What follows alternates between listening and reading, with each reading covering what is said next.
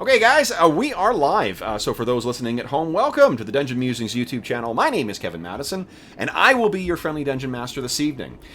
This evening, we are finally returning to our ongoing campaign playing Paizo Publishing's very cool Pathfinder 2nd Edition in, I don't have it handy, and it's under a stack of books right now, but it's in Greg Gillespie's very cool Barrowmaze complete setting.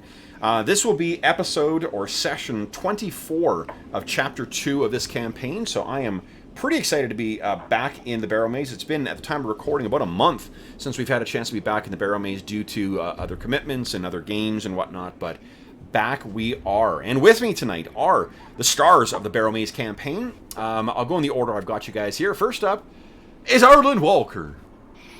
Hi, I'm Arlen. I'm playing Angus, the wizard, who is newly level 4. So yes, that feels pretty good. Into leveling montage. Yeah, exactly.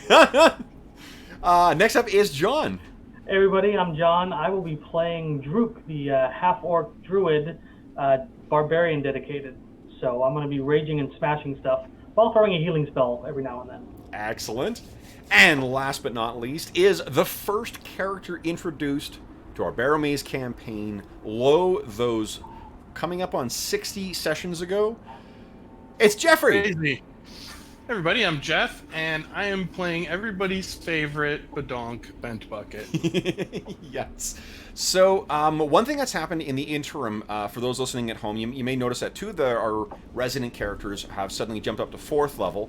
What we had been doing, when I say we, I mean me, I can't place this blame on anybody else. I had initially, we found ourselves in a position where we had two different groups of player characters, and rather than having characters enter the game at new levels, I once again thought it would be because I say once again because I did this in Chapter 1, where we introduced characters who were level 1 as opposed to being the same level as everyone else is.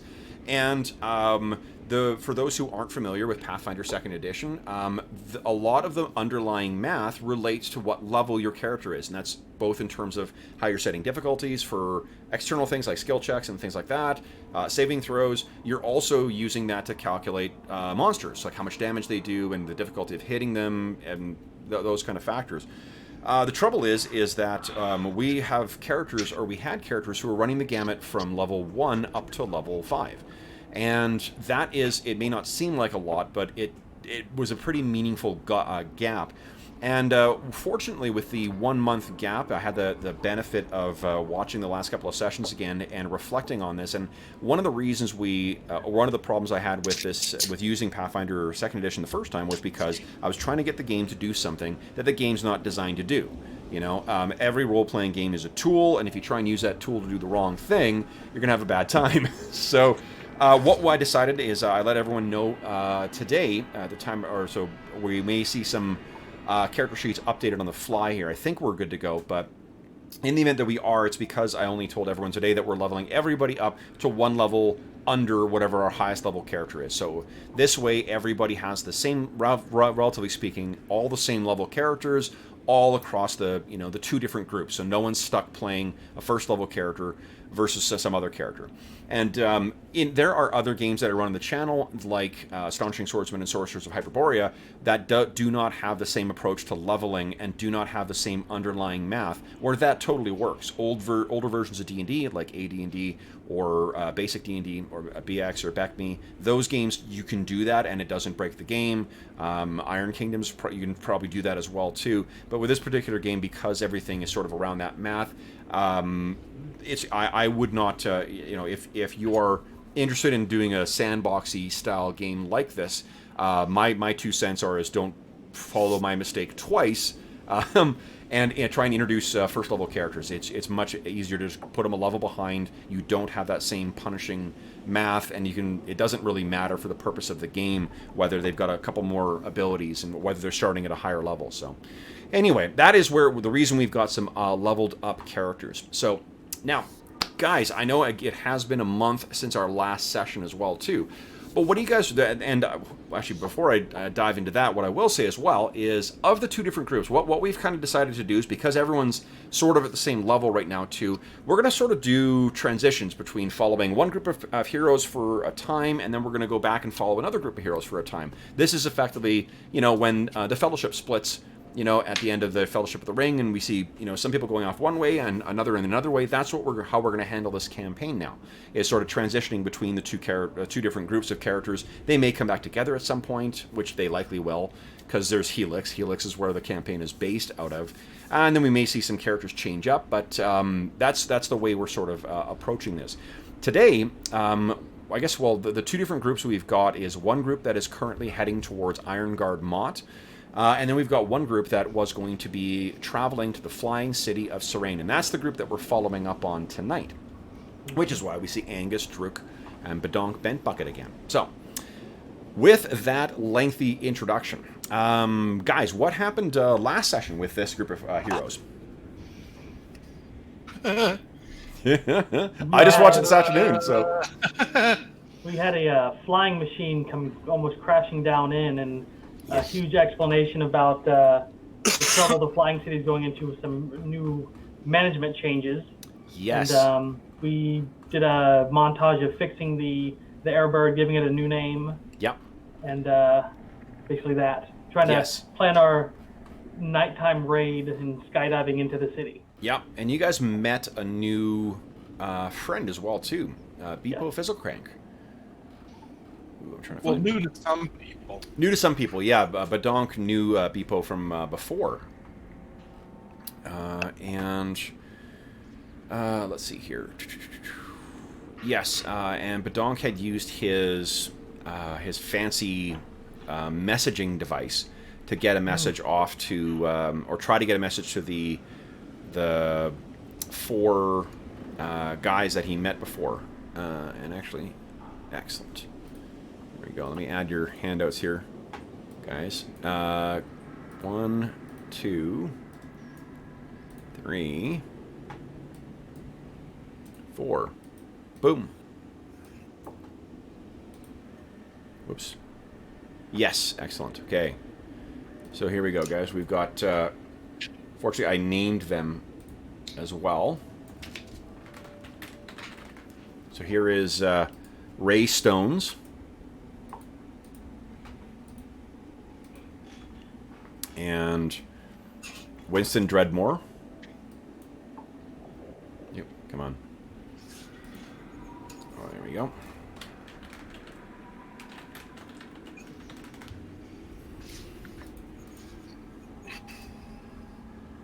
There's old Winston. Peter Crankman. Dr. Crankman, technically.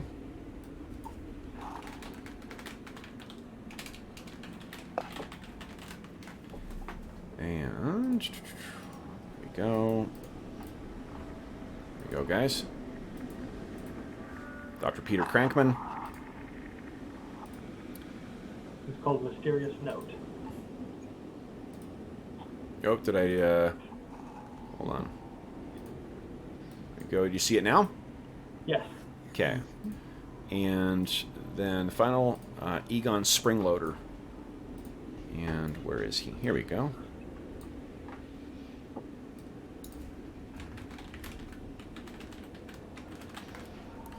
He is Doctor as well, too. So is Peter, for that matter.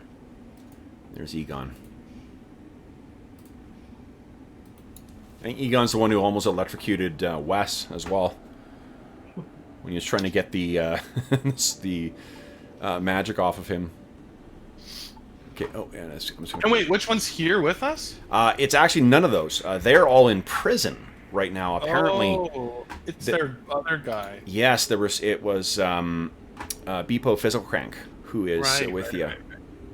Yeah, and he...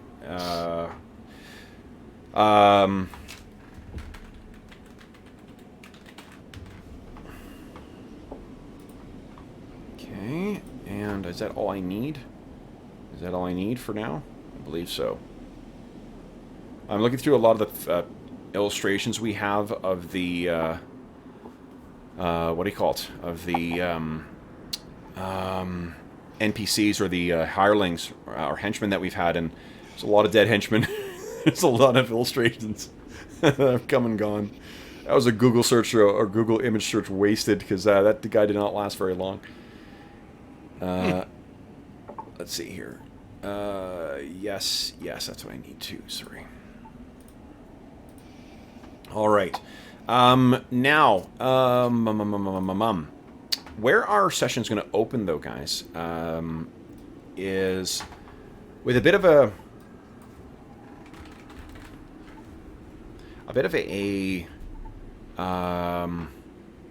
transition scene here, or a bit of a flashback.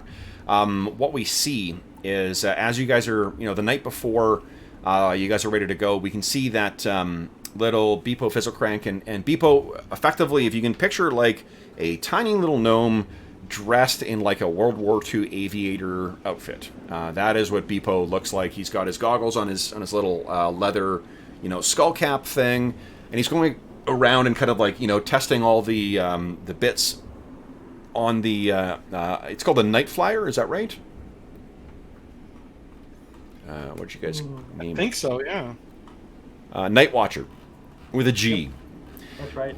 So That's right. he's going along and like kind of like testing the struts, and he's moving the whatever the flaps on it, and kind of like all right, things are looking pretty good. And then you hear this kind of like,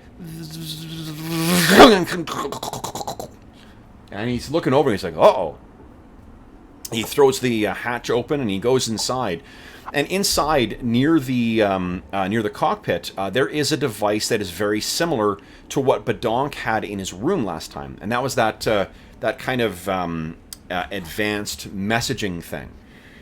And we see him go over. It had, the way that Jeff had described it, it's got, it's made of like wood and steel or metal, and it's got tubes and glass in it, and then there's a little like, kind of like a what is the thing in Quidditch called? The quisp? I can't remember. I'm not a Harry Potter guy, so.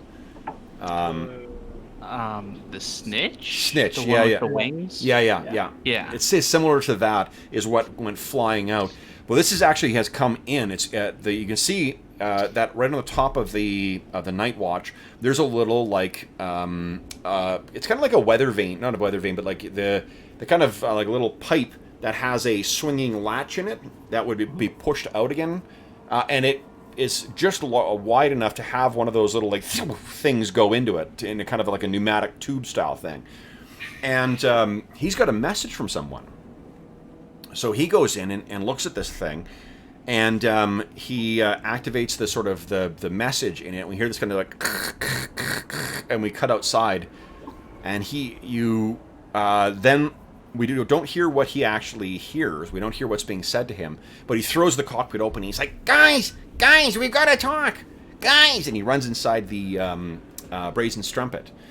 So we now will pick up with the three of you guys and Beepo sitting around a little table, and he says, now, I know that our plan was going to be for us to go in and deliver you by Save Me Shoot. But I just received a message. It seems that there's others who have escaped Serene, and things have gotten even worse.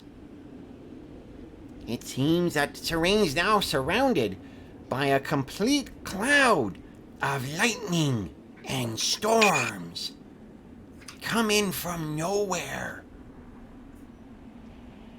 But a friend of mine who says he has found an ally, and well, he's found two allies. His name's Palabar Fabblestabble. And Palabar, he managed to get out with the help of a Pegatar named Cadmo Sunseeker. And he said that he had someone, and he kind of looks over at you, Badonk.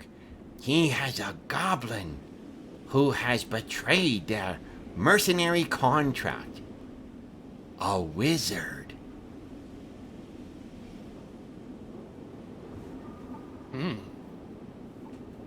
Interesting. He couldn't say more in the message, but he's given me the coordinates to get to where they're hiding. And it's not far from Serene.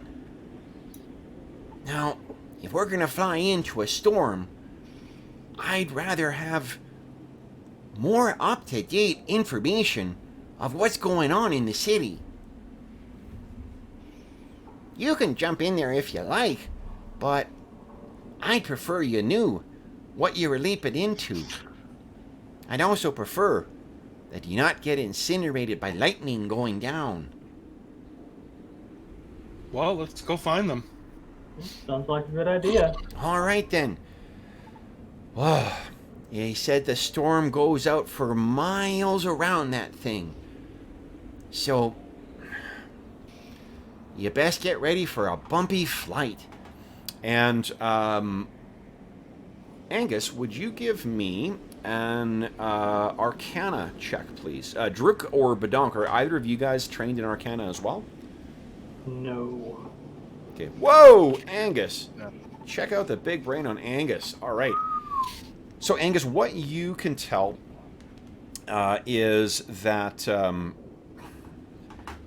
for something to have the power to manifest basically like a storm that'll follow around that thing, even though like there's obviously a great deal of magic and engineering behind creating and keeping in the air a flying city, but the kind of magics that are required to orient the flow of weather. Like imagine like in our world, there are so many different factors that go into creating climate or creating weather. That if you then throw in the factors of magical, disruptions and the effect of spells and whatnot too, and like weird old magic points, it's a really hard thing to move, right? Like it requires an enormous amount of magical power, particularly for a persisting effect as well. So this has come on there, and assuming that Serene did not have a weather control system, before, which if you ask Beepo, he'll tell you he wasn't aware of that. If they encounter bad weather, they just fly elsewhere or they'd go over it. This is... There may be some big mojo at work if that's what they're able to do. So, let's cut then, guys, to your... Here we go. Oh, I didn't get? Hold up, I need to get one more thing. Oh, that's perfect. Sounds like what I go to sleep to. John's gonna nod off halfway through. Although it looks like Arlen may beat you to that. Long week. Yeah. Short, long week. I hear you.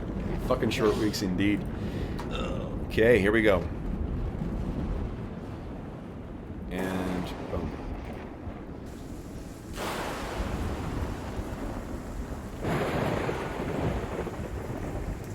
So guys, this is where you find yourself.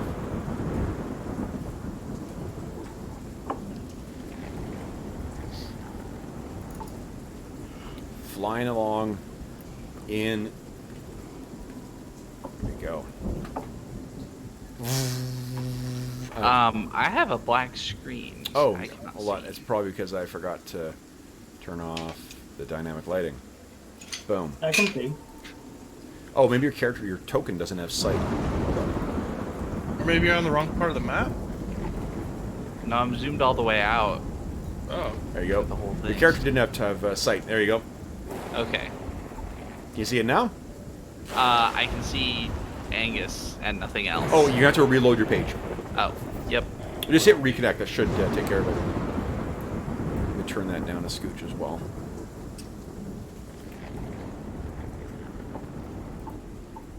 There we go. Can you see now? Look, there we go. Okay.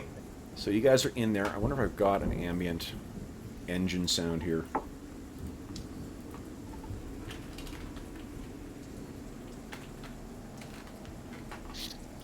Nope. How about this one?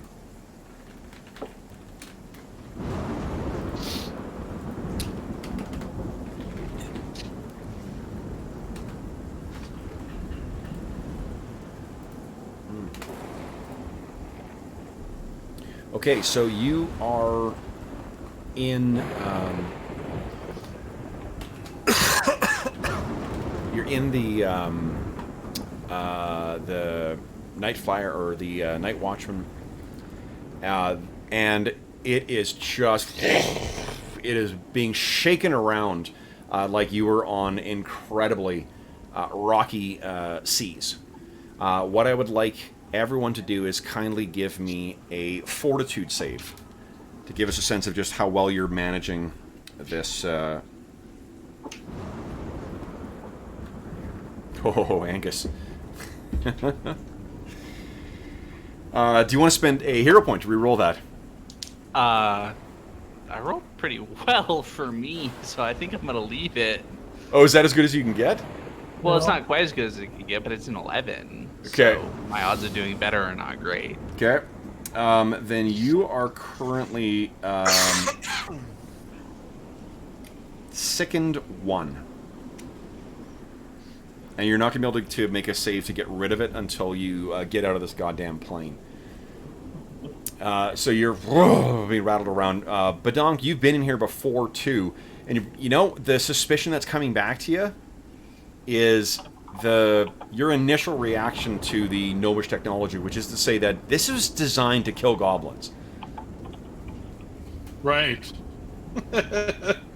So you're kind of being rattled around, and you know you've got the. Fortunately, I guess the straps are actually made for your size. Angus and Druk, you are not quite as you're not quite as lucky because the seats themselves are made for human size, but I think both of you are fairly big fellas anyway. So Arlen, what do you think is causing Angus? What's going through his mind as he's being so thoroughly nauseated by this? I think I'm just, kind of rattled around, and I probably had, I had a bad feeling as soon as we were taking off that something was off. And once we get up there and start rattling around inside this little rinky-dink machine, and of course, a biplane is basically a kite with an engine attached, right? This is before they have, a really nice, flying a 747 overseas or something like that. So this is probably just an awful experience to be rocked around in the middle of this storm. Well, you can think too that, if you've ever been in a tent, like a canvas tent, when a storm has hit too, you can imagine just how loud, because you're flying at a pretty decent clip into this storm as well too. So, the rain that's just pounding against the outside too has got to be near deafening as well too. Rook is living it up. He has not been this close to extreme powers of nature and flying into it, so he's getting down to his core. Yeah, it's a shame that Steve couldn't make it tonight, because this would have been the storm druid in the sky. It's pretty awesome. But okay, you guys are in here, and you can picture that Beepo is up at the front. He's behind the thing, kind of controlling it, and he looks over his little seat and he's like, "Yo, all okay back there?" Well, Angus is looking a bit green behind the gills, but I think we're fine. Okay. And then as you are all sitting there too, you hear this. The sound is kind of a something hits the outside of the hull, and it goes, and kind of like you can hear it rolling around through it. Angus, are you nauseated, or are you scared, or what? What do you think is the... I think probably both at this point, honestly, that I'm, I'm half expecting us to just fall out of the sky after getting struck by lightning. Yeah. And, of course, we're rocking around, and I'm not used to being inside a plane that is getting rocked by the storm, so... Yeah. Okay, so what you I guess see this there is a little pipe that kind of comes in from outside, and it runs near to the front, and where it runs along. Actually, why doesn't everyone give me a quick perception check, please? See how everyone does. Yeah, this is just to figure out who's gonna be the one to spot this. Whoever rolls highest. Look at you, Angus. Pretty good. I rolled a 5. Badonk is clearly focused on something else. There's a gremlin on the wing. No, this machine is designed for killing goblins. He is focused on not dying. Nice. He's got redundancy plans in the event of the thing, kind of diving down. Okay, so then it looks like Angus, you're actually the one, in spite of this, when you hear, your eyes are probably the first one to snap up when you hear that sound on the top. And what you actually see is as the noise is going along, there is just like a little bit of electricity that's arcing along too. And it's not running the full length like the way you would expect, where it hits and it zips along it. It's moving along at sort of the rate that something is like a ball moving through a pipe. And the pipe seems to lead down to the same device that I had mentioned earlier, the messaging thing. And you hear this, and there's a little light that goes on top of it. And Beepo looks back, and he says, "Can someone check that for me?" The whole thing shudders to the side. Someone's going to have to get up and get to the machine in order to check it. Will I even know how to check it? Good question. I don't know. I mean... Yeah, I have no crafting, no arcana. This is like... Yeah. Nothing. No, so Druk is just, you guys all sort of, exchange looks at each other, and Druk is Not just it. yeah. Like, I can't fix nothing. It works very similar to the one you have. So Badonk knows how it operates already. Sure, he'll go back there and try. Okay. So first thing I need you to give me then is, and Angus is just sort of grabbing the straps that are on this thing. Badonk, I need you to kindly give me a reflex save, please. Ah. Wow. So what do we see as he's nimbly making his way over to the machine? I think he's just, this plane is sort of designed for people closer to his side, so it's just easy for him, especially with his acrobatics, to just move around here. Definitely, so he's yeah. sort of whipping around. Yeah, so you just easily, do as if you're, taking a stroll through a meadow, and you make your way to where the device is. And so the device is very similar to yours, although it's built into the side of this actual machine. One thing that does seem different, now you've only used this machine once before, so you get there and you're like, all right. And what you notice, Badonk, is that there is a little bit of electric power or electric current that is kind of like playing over the little, metal ball that was delivered.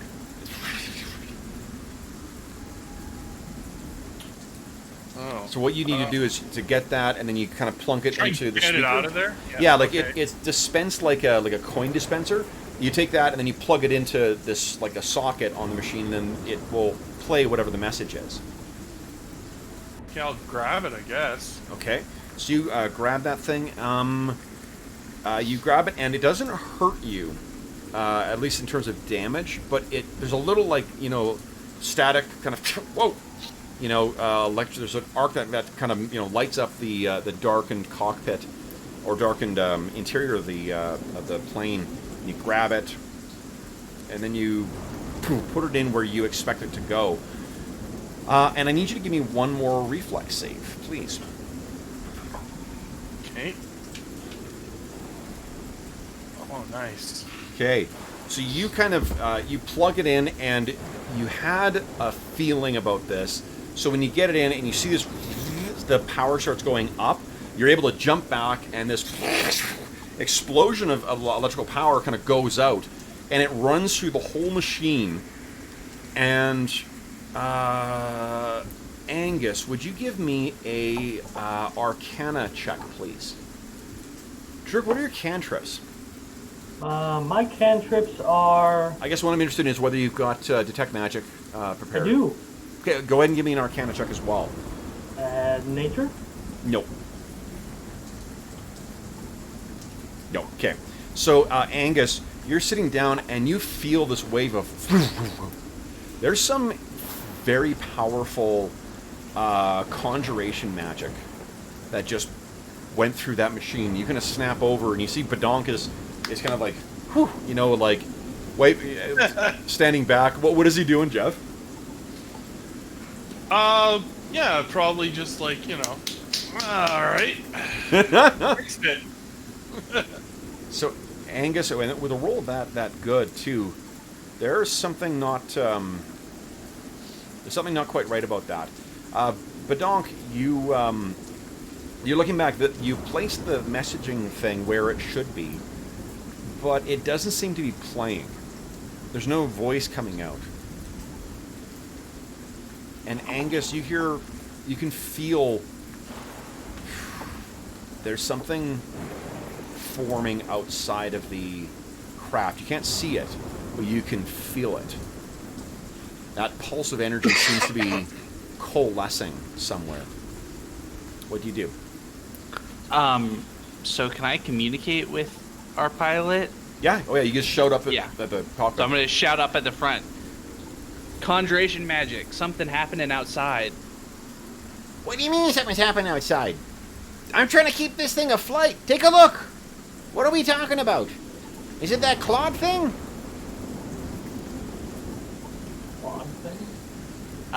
So are there like windows on the sides that I could look out of? Yeah, okay. absolutely. Well, then I'm gonna look out one of the windows and see what the claw thing is. I'll help Okay. look as well. Okay. So why don't each of you guys give me a perception check, please? Yeah, this is the type of vessel that's supposed to bring people up and down from Serene, right? So it's got like nice big portholes on the side. Oh, low again on my perception check. Come on. Oh man, anyone want to spend a hero point? No. So you're looking around out there. Badonk, you see both Druk and Angus are looking out the windows, seeming trying to spot something. These windows are definitely low enough for you to take a look out if you like as well. Yeah, I guess so. Since Okay. I see them looking around. Yeah. Yeah, you can hear them talking back and forth like, I don't see anything. Do you see anything? No. How about you? Badonk, you take a look out there, and you can picture what this view is, right? Like you're surrounded by this swirling, you're basically flying through a storm cloud. You know, so there's clouds, there's flashes of light where lightning crashes, you know, past the ship. There's the impact of thunder against it. And you can actually see, Badonk, tell me, where did you look? Go ahead and hang out the left side, right side, the back, the front. Where do you think you looked? Well, I think I looked out over the back of the wings, so maybe like back this way. Okay, perfect. So you're looking out the back of the window, and you're beginning to wish that you had not. Because with a flash of lightning, what you see drifting along in there, wrong thing, is, I didn't make a handout of this yet, hold up. You see me making a handout because I forgot to do it before. Could not be a wyvern with a druid riding it.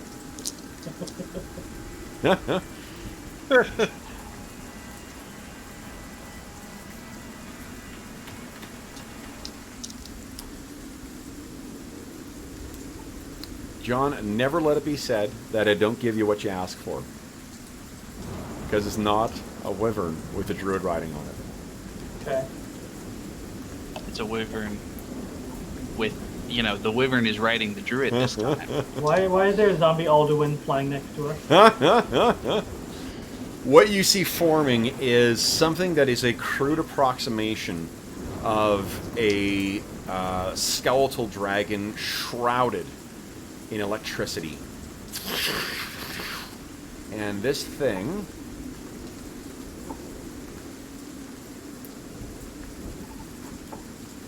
is forming right there. And it seems to be overtaking the plane. Now, guys, let's go faster. Must go faster. All right, guys, let's everyone click on your token, and let's roll some initiative. Actually, I believe I can actually do that. Wrong layer. How about I get to the right layer for this thing? Hold on.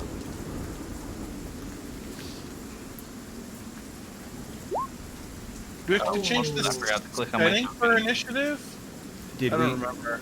You do. I think it's gonna be perception. Oh, okay. Initiative perception. Yeah. Nice, Badonk, you're first. All right. Well, my first action is like, holy shit, something's chasing us! Okay. So And remember, I as point. it's been a while since we played PF2, so let's refresh. You have 3 actions. I'll give that to you as a free action. So that costs you nothing to scream out what's going on. Oh, hold on. There is an action that's actually like basically pointing out to your allies, right? Mm-hmm. I like to make sure that they see it. Yes. Okay. So that's what you're. There we go. Point out. So that is one action. So you point out to the other guys, and you can picture like Bedonk's low on his little port thing. You guys are higher up on yours. He points it out. You guys all see it now. You do not need to spend any perception checks trying to spot this thing. Bedonk, you have 2 more actions. What do you want to do? Move to the front of the plane, right by the captain. Go ahead. That'll be like right at the front there.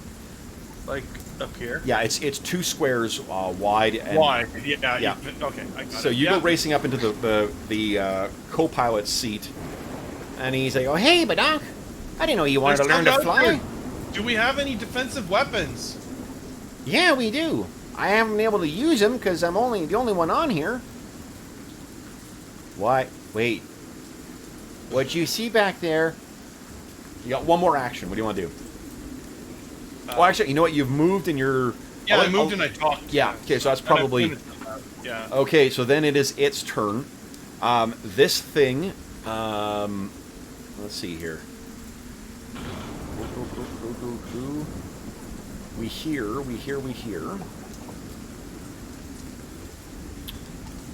I do not think I've got it loaded.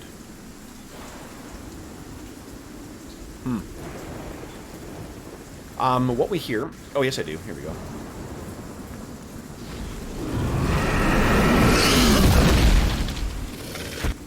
And a arc of electricity flies out from this thing's mouth and tags the side of... Well, hold on. Actually, let me make a hit roll here. See if it does any actual damage. Okay. Fail indeed. Okay. Let's see. There we are. Okay. And...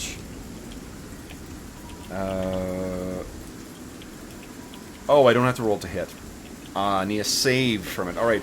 So what I need from you guys is... I'm going to give him a... you know what, Jeff? Just give a save for Badonk. Give me a reflex save. This will be to try and... Because I think he's as good a pilot as you are. Like as good as your reflex save would be. I think you got an expert and you got a decent deck, so that's probably around the same what he's got. 28, holy shit. So, Badonk, you look over and you like, look out! And you hit the stick and he's like, no! And the whole Night Watch kind of, wow, goes to the side. And it only takes half damage. Now, that's not enough to, it's not a critical, so it's not quite enough to avoid damage altogether. But, let's see here, what you take is 10. 21 divided by 2 is 10. So the Night Watch takes 10 points of damage. I'm going to give it a total of 100 hit points. So it is down now to... and you know what I'll do? Let me do this. I'll create a little tracking thing here for you so you guys can have a way of tracking its hit points. Boom. Hey. All players, 100, 100, and C. Okay, can you guys see the token with its hit points on it? Yeah. Okay. So it's taking 10 damage. All right. It's like we're playing a old school shooter, and we've acquired one of those little mini planes, you know, that follows you and also shoots while you fly. Yeah. Yes. Okay, so so he tags you with that. Let's see here. I got to count down for how long until you can use it again. Okay, so I'll put that in front of me and count it down. That was 2 actions, and then the other action is going to be a move to keep pace with you guys. All right, Druk, you're up next. What are you doing? I have a question. Of course. Some of my cantrips have a range of 30. Am I allowed to shoot further than that and take a hit penalty? Nope. Nope. Nope. 30 is, unfortunately, magic is what it is. If you want to shoot further, take the reach spell feat. Yeah, that's true. Okay. Well, I'm going to pull out a bow. Can I pop open a window? You can pop open a hatch. Okay. And can I shoot an arrow? As I'm all Sorry, is that what you're going to do? Yeah, he's going to pop up, draw a bow, and shoot. Okay, so hold on. Let's break that down. So you got 3 actions. So one will be to ready the weapon, right? Yeah, ready the weapon. One will be to I'll let you combine the opening the hatch with the other. Okay. And as soon as you throw open the hatch, I need you to give me an athletics check, please. I am good at that. Yes. Nice. Okay, let's see if that's good enough. I don't get ripped out of the plane then. Yeah. Okay, no, that is good enough. All right, so that you throw the hatch open and the whole plane kind of, he's like, "What are you doing back there?" And you're, kind of pulled out, so you get out. Now there is going to be a minus 2 to hit because of the environmental, like the wind is actually it might be even worse than that. Hold up. Well, I think minus 2 is good enough for now. So what I'm going to do is he's going to pull out his arrow, knock the bow, and kind of like look at the dragon, and then turn his bow towards the wind gushing that way. Yeah. And then fire it into the wind so it slams into him. That's awesome. How far away is this guy? guy? 80 or 85 feet away. Is that what Yeah, range? I got a longbow, so that's 100 feet. Yeah, Nice. So it's okay. So it's only minus 2 to hit. Go ahead and make your attack roll. it's probably gonna be bad. But, Oh, so 16. reroll. If you want to spend a hero point, sure. I do. 25. Let's see, is that good enough? I hope so. That is good enough. So, and just barely because of the minus 2. Goes over and hits 2 points of damage. That's just enough to give it pause. Some cheap ass DM needs to start giving you guys some magic items. Right? So, you hit this thing and it's like barely anything. You hit it and you're like, uh-oh. Angus, you were up next. What are you doing? So what I have noticed because I inspected the plane earlier before. Yep. There's not like a tail gun on here or anything, is there? There is not, but I think what there is like a pop-out turret on the top. All right. Well, then I'm going to I'm gonna do basically about what Badonk did and run up and shout, we have any weapons in this place? And Yeah, the turret! The turret! Get it open! then I'm gonna run back to the turret and start the opening process Okay. or whatever. So because you haven't gone through this before, I am going to get you to make a craft check to try and figure out how the fuck to get this thing open. Because All you're right. looking at this and you're like, gnomish sorcery! That's okay. I'm pretty good at crafting. Okay. Ooh, that is good enough. Yeah, so you get it and you kind of, there's 3 things you unclasp, and then you turn a crank and it goes up, and you see this thing kind of like, which kind of looks like a, what do you call it? Like an enclosed crossbow, basically. That's much bigger. It's got the bolts that are in there seem to be larger. And so it's kind of like a mini ballista or mini scorpion kind of thing. And it goes down, and you're able to climb up. And I think that's all of your actions. Yeah, I was thinking that's probably 1, Okay. 2, 3. Badonk, you're up next. What are you doing?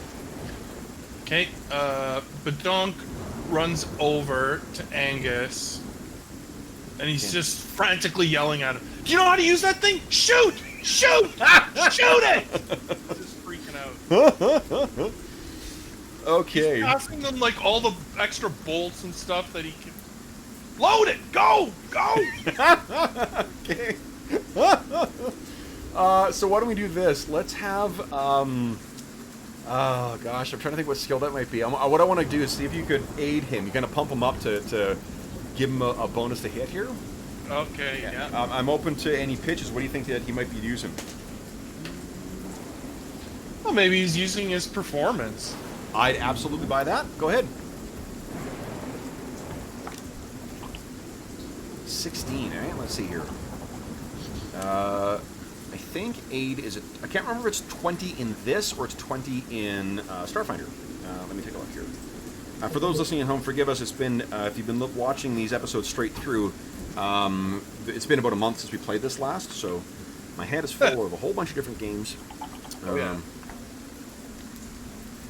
Playing the game. Here we go. Attack rolls, aid. You know, there's a really, really great index in this. Why the hell am I not just going to that first? Aid. 240. Sorry, guys. Okay. DC is 20.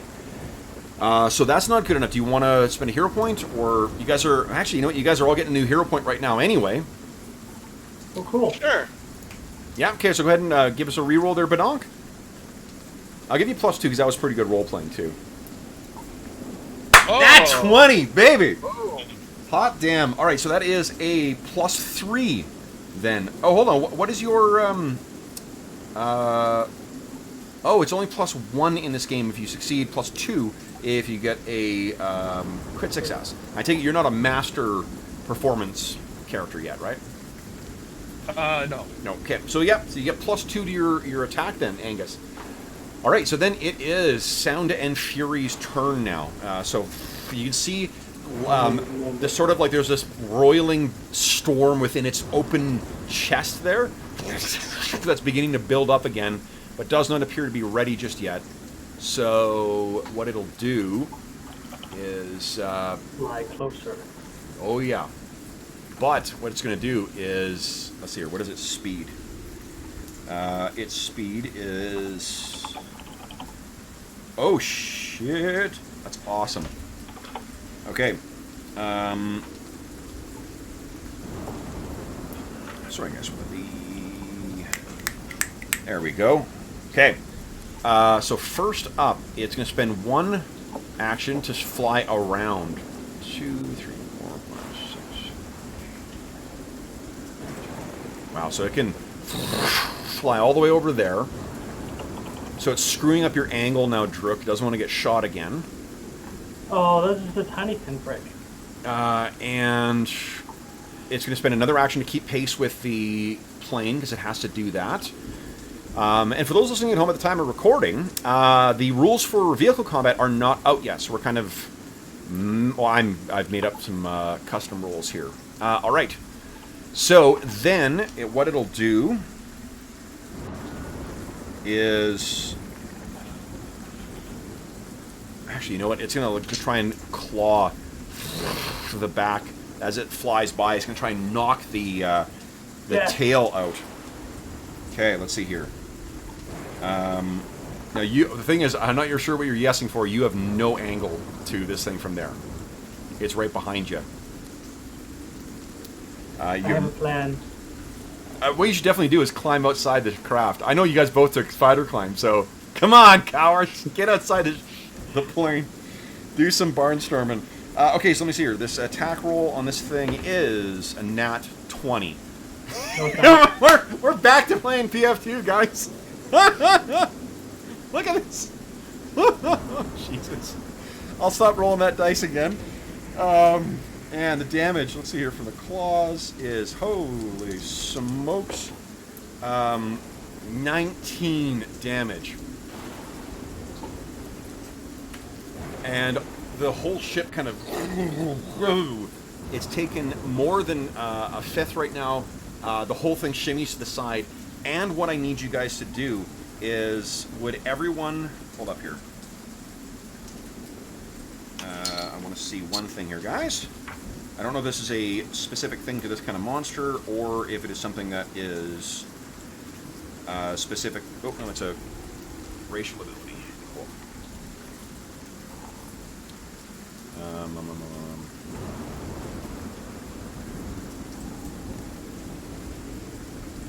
What I'm checking, guys, is to see if you take the.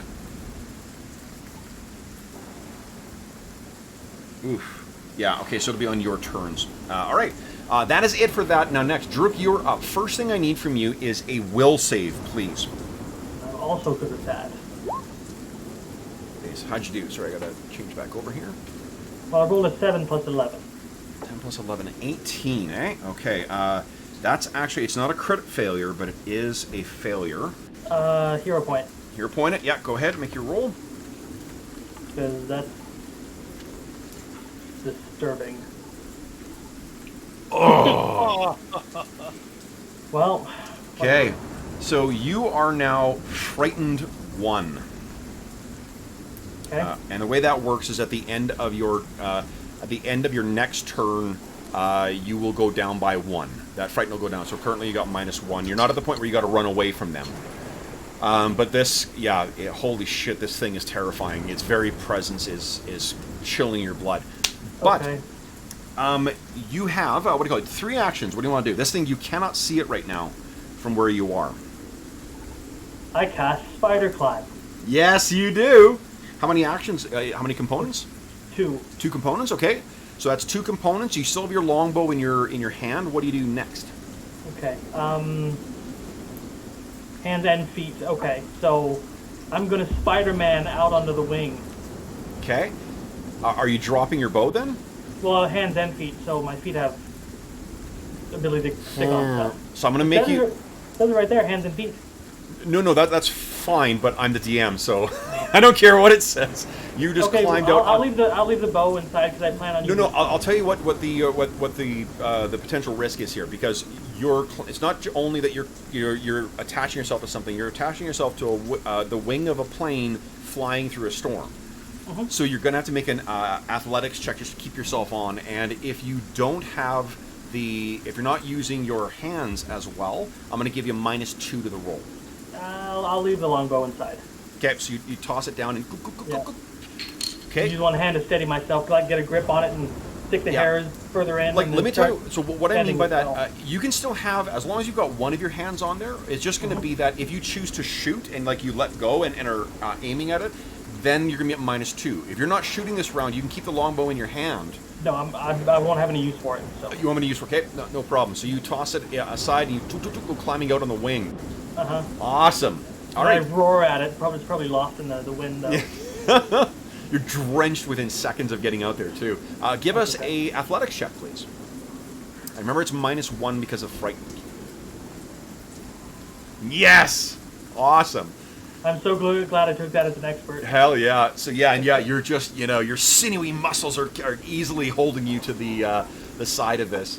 All right, Angus, you're up next. First off, would you kindly give me a will save, please? I'm gonna hero point that one. Yeah, that's a good call. Let's go to your forte. There Yeah, we go. 20. Oh, amazing. Okay, so yeah, you cannot be affected by this thing. What are you doing?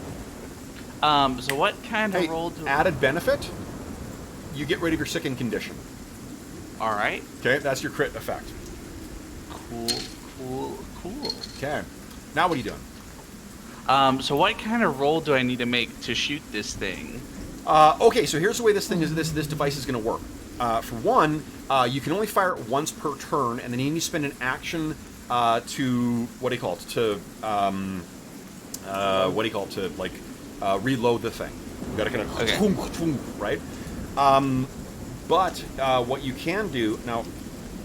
Let's see here. You are not proficient with this thing, which means, unfortunately, you are adding just your dex to the hit.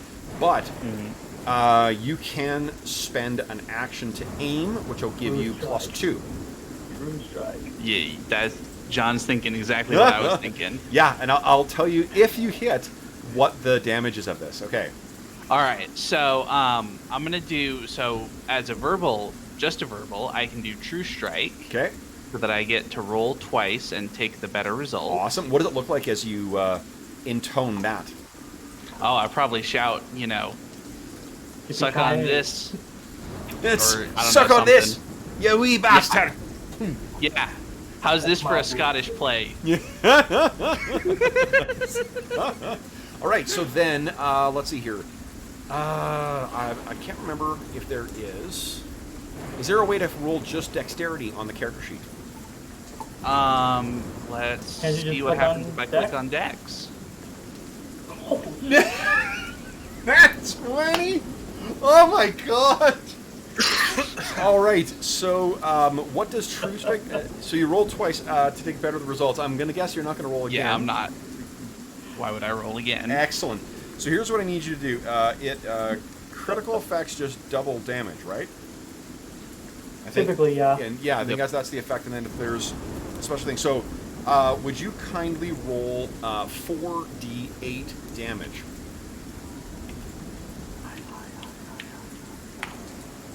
Nice. Oh, that is a lot of. Well, no, it's a mix, I guess. It's a lot of 7s and a lot of 1s Yeah. and 2s. So you you intone that and then you launch out this bolt on it and nail this thing. One action left. Reload it. Reload. Okay, and then reload. Yeah, because I guess you still have one more action then too if you want. one more action to reload, I think, is exactly right. Okay. So and you aimed as well. Okay. Yeah. So that's No, it. I didn't aim, but I was figuring shooting was 1. Okay. Okay. So you've got one more action then. Do you want to try and shoot again? Let's go around. You haven't aimed, so I mean you're not going to get the benefit of the aiming. You will get Badonk's bonus. Sure, I'll take another Sure. shot. So Dex then. bonus, you get +2 to this result. And then -5 for multi-attack. Oh yeah, that'll be a huge. Yeah. But Yeah. You want to save it and try and make the shot count next time? I think I'm better off. Can I aim for next turn now, or does it have to be aimed If on the you can turn? aim for this turn, if it moves, then your aim will be off. Okay, well I'll spend it on aim anyway. Okay, yeah, makes sense. But Donk, what are you doing? You've heard this thing launch, and you heard a roar from outside. What are you doing? It seems like Drook may have Am fallen I out. already wearing a parachute? I think so. Yeah, I mean, knowing your character and how he feels about the If not, plane. I'm anyone who's not wearing one, I am now gathering them up and bringing them to their character. Okay. Everyone has a save me shoot now. And Drook, I'm like leaning out the window, like trying to put his chute on him while he's there. I'm not scared of falling. That's great. I'm scared of hitting the Donk's like ground. hooking a parachute onto him anyway. Okay. So then it is Sound and Fury's turn. All right. That isn't necessarily its name. It's just that I thought that was a good descriptor for it. Okay, so first thing it's going to do is try and hit the thing again. And I'm going to use the putrid colored dice instead of that damn, what do you call it, one? Hold on. I want to check one thing, guys, because I think I may be screwing something up here. Oh, and I've got my critical fumble and critical hit deck here, too. I should be grabbing those.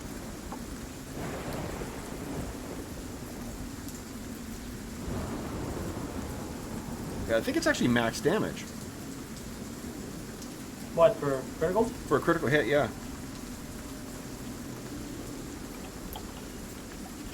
Let's see here. Strike. Critical hit. Double damage. No, I'm wrong. You can give us max damage Confusing. if you want. No, I'll run the game as written. This one is a lot of games I like breaking the rules on it, but this game seems pretty well designed. So let me first make a claw attack here. That is a total of that definitely hits. Okay, so once again that blackened claw, which seems to be kind of like coalesced ice and sleet, claws the back of the ship. Wowzers! That is 21 damage to the ship.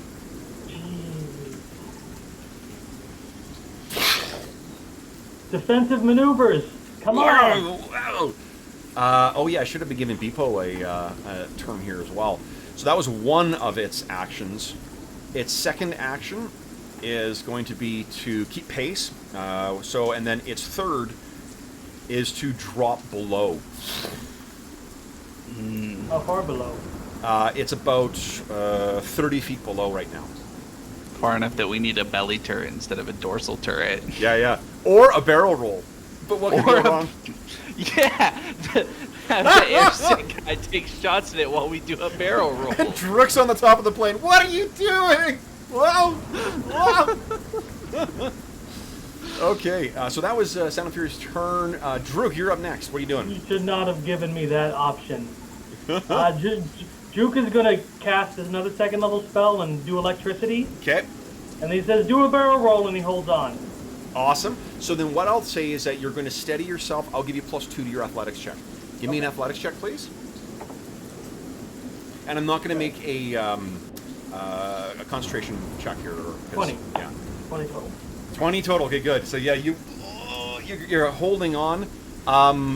Let's have, because Badonk's going to run around the ship, let's have Beepo, if you're going to have him do something, have Beepo act on Badonk's turn. So do you want, Angus, do you want to act after Badonk then?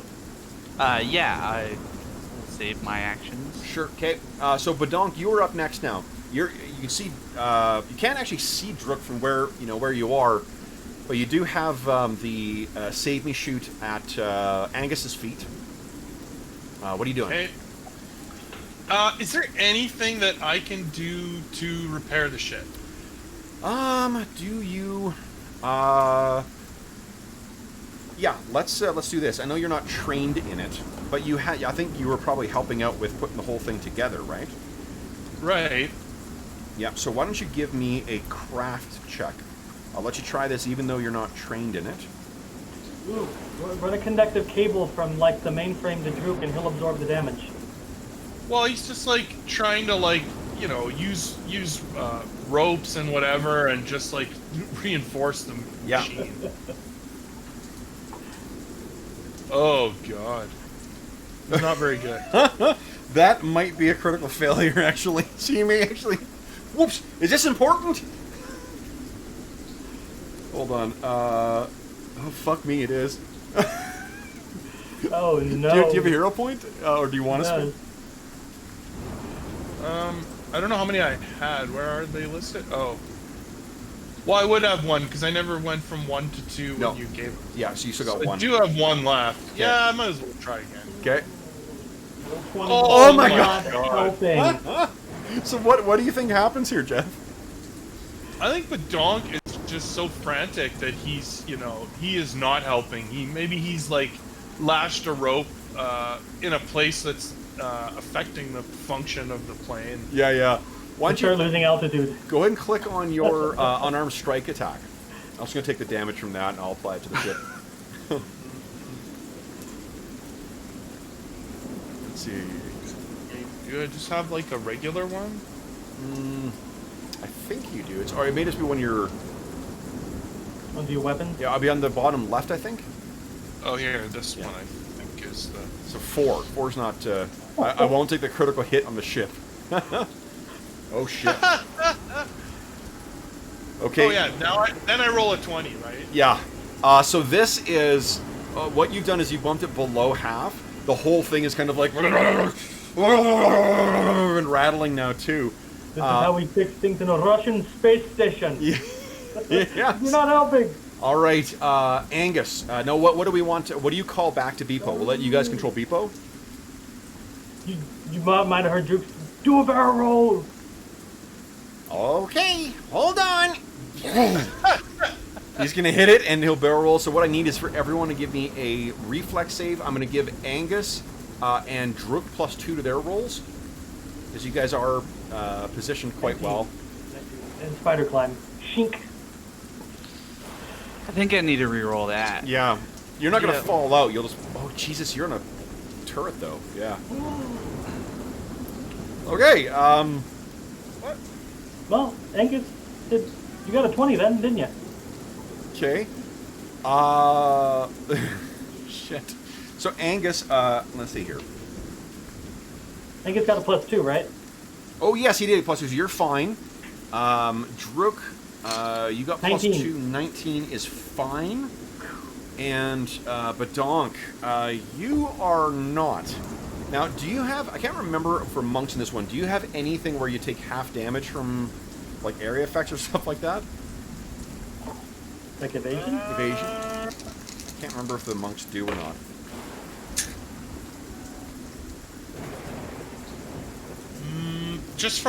I just have like advantages to fall damage stuff. Oh yeah, what is that? Well, when you fall, reduce the falling damage you take as though you had fallen half the distance. Oh, okay. So then I'll just give you half damage from this. So you take 5 points of damage as you're kind of banged around in the ship. You weren't. You're like, Barrel, what? And then it starts rolling around. You're like, it's that. Oh, wait you know. a second. I also have this.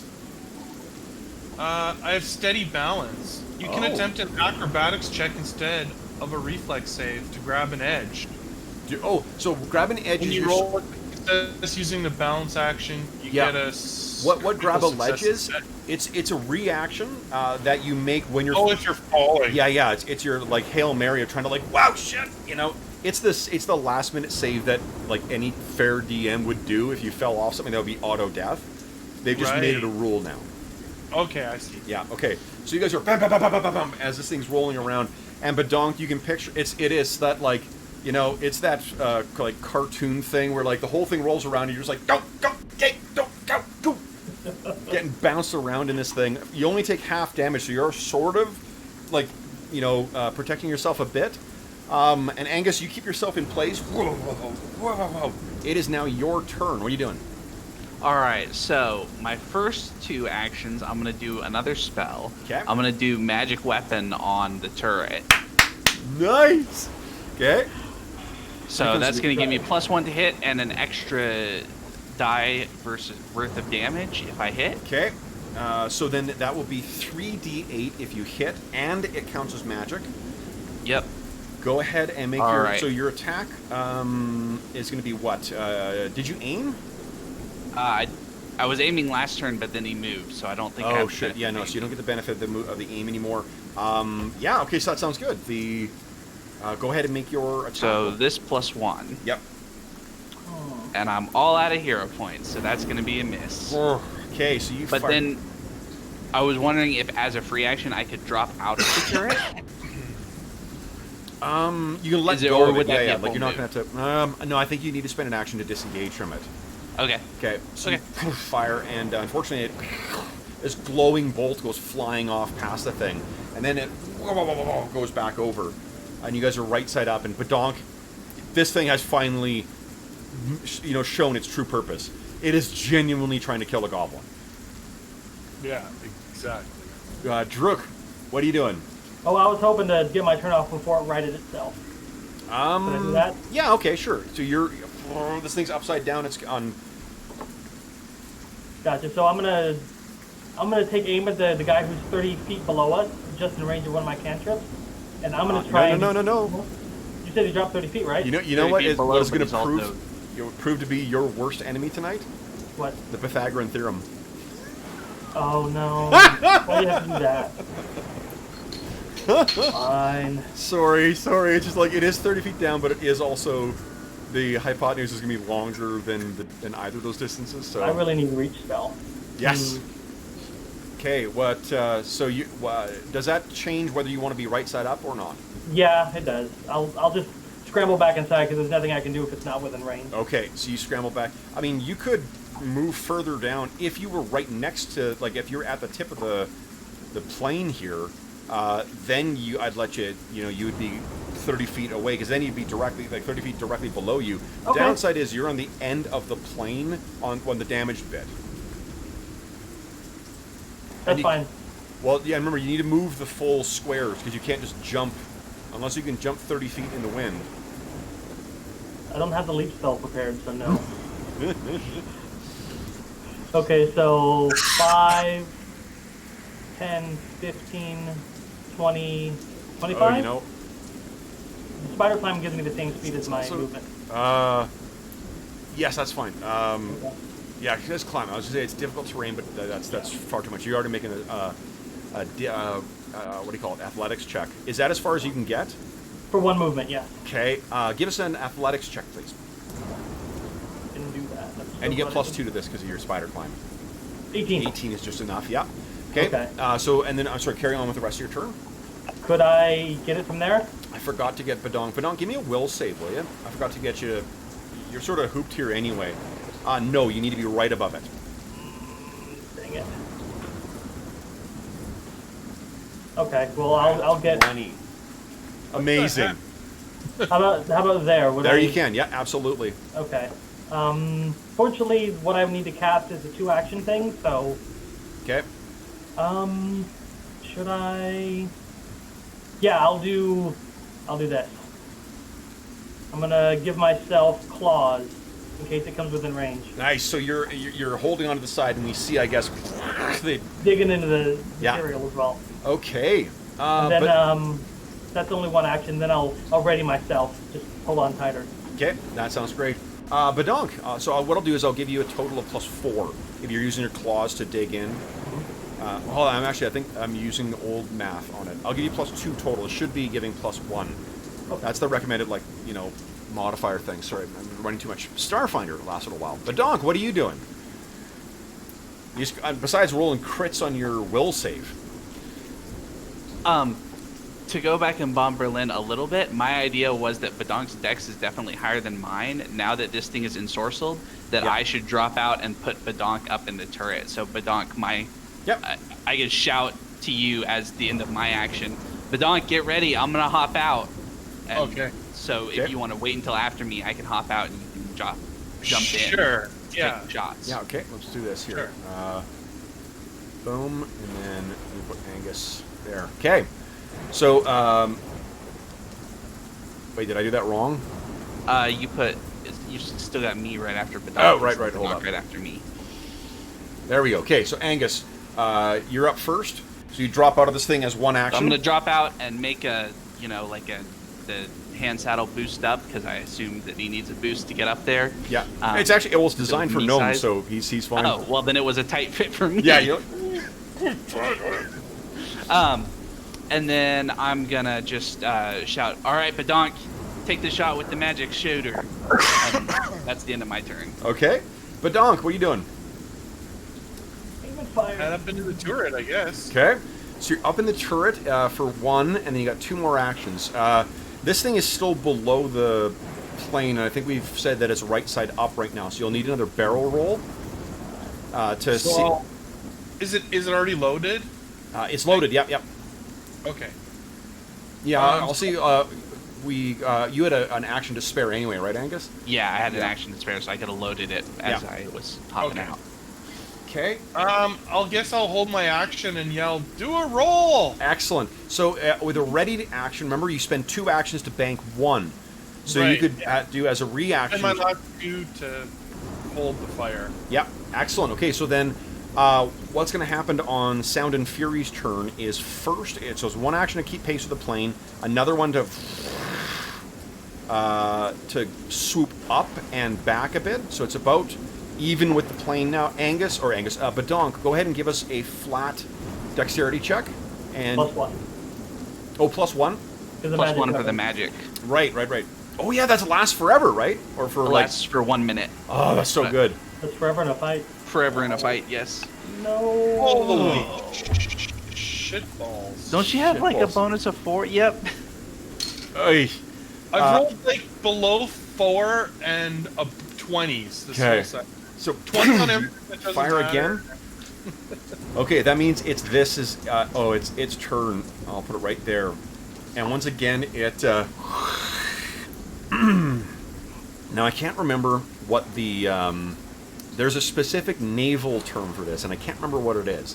And it's not broadsiding, but it's when you fire cannonballs. It's the most lethal shot you can have on a ship when you're hitting from the back, because it cuts right through the length of the ship. So the term, I believe, is it's probably got like enfilade or defilade fire, but the term normally is what the kind of like crossing the T is when you fire a broadside directly along the shape the of length the of ship. it. Well, it's not the shape of the ship; it's the back. When you can get around the Okay, back. well and then you that's fire, probably like enfilade fire or something specific. to that. That's not the word I'm thinking of, but I can't remember what. I got to watch Master and Commander again. So the this thing's ability is a line. Mm-hmm. Yeah.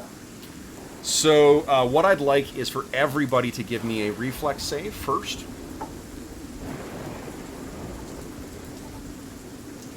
Nice. Oh, not so good. Okay. Okay, unfortunately, no one's rolled good enough. So everyone's taking the full force of this. Would you give me another reflex save, Badonk, for the plane? Except for me. Nice. Ooh, nice. Okay, so the plane's only going to take half damage. Let's see here. So. All right. Anyone who did not make their save, you take 24 points of electricity damage. Youch. Except for me, I have resistance for now. Does resistance mean no damage, or does it mean No, half? it gives me resistance 5 against electricity. Oh, okay, so you'll still take 19 damage. Yeah. Yeah, but the ship only takes 12. Or the plane, I should say, the night flyer. Night watchman. Ouch. All right. And then that well of electric power in this thing's chest is completely depleted, and you can see it start to cycle up again. All right. Now, that's it for its actions, and it actually falls back, unfortunately, because I don't You have did spend an action to keep up. I did, right, but I before? couldn't have done the breath attack and that. I'll get my hopes up. So it's... Oh, man. Okay. Druk, what are you doing? I was going to cantrip it, but now I can't. It's alright. He shouts a curse into the air, Yeah. and then he spends 2 actions to cast a level 1 heal spell on him. And heal. Really? 9 hit points? Come on. I feel like the lesson there was that you should have done the burst to give everyone. I didn't know they got wounded. I can't see them. Okay. All right. So you take that's 2 of yours. And what's your last action spent to?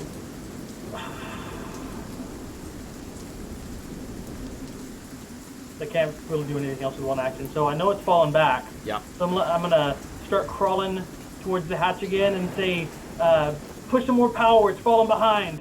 Okay. Angus, what are you doing?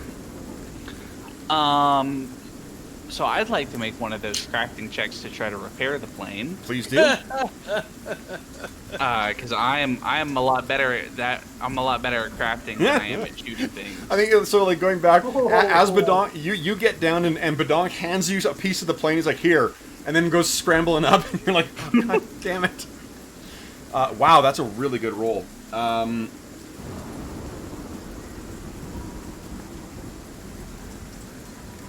I wish we had Zuko here right now. Would you kindly give me a... Oh, it's so close to a crit, too. No, that is a crit. Forgive me. You're going to go ahead and roll 4d8 plus 10.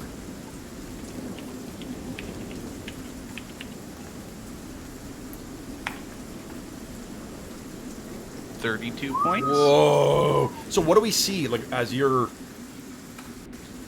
So I think we see it's a sort of a blend of mechanical engineering and magical ability as Angus kind of is just whipping around, putting things back into their place, and then sort of blasting it. He's got some magical ability to kind of seal things up, almost like a min spell on it. Yeah, yeah.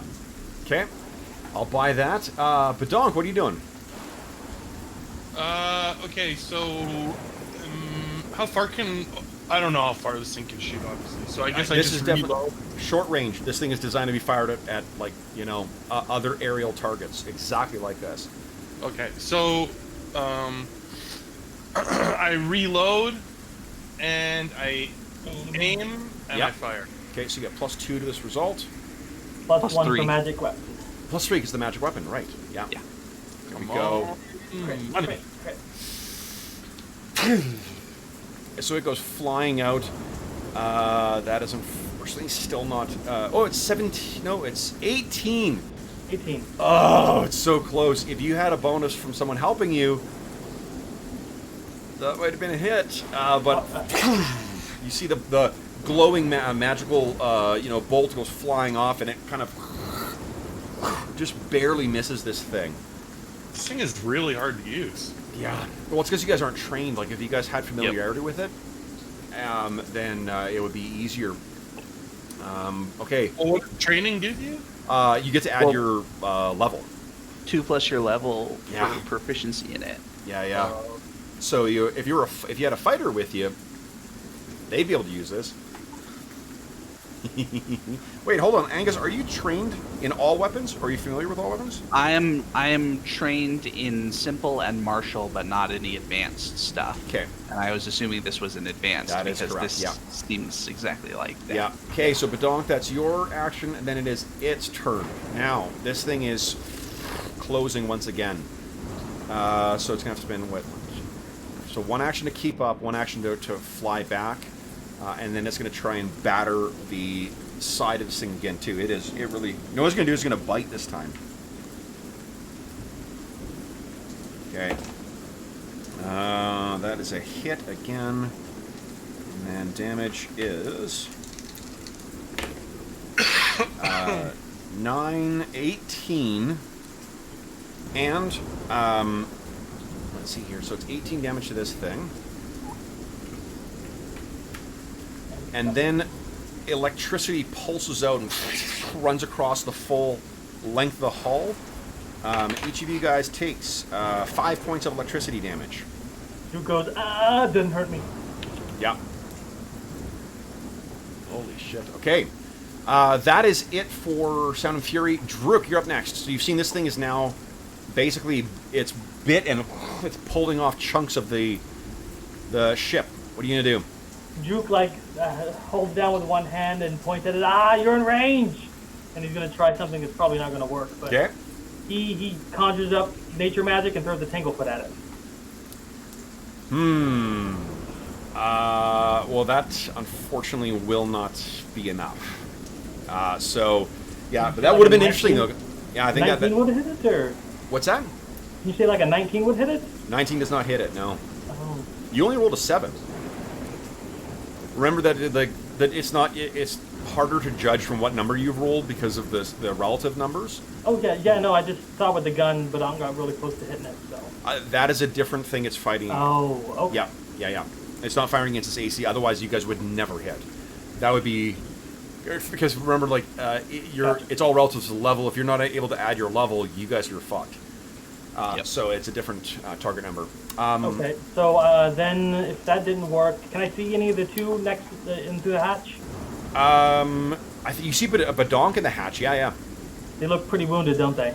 Badonk is looking pretty scorched. Yeah, I'm going to use my last action I think to drop the into tip the of hatch. one of his ears is still smoldering. Gotcha.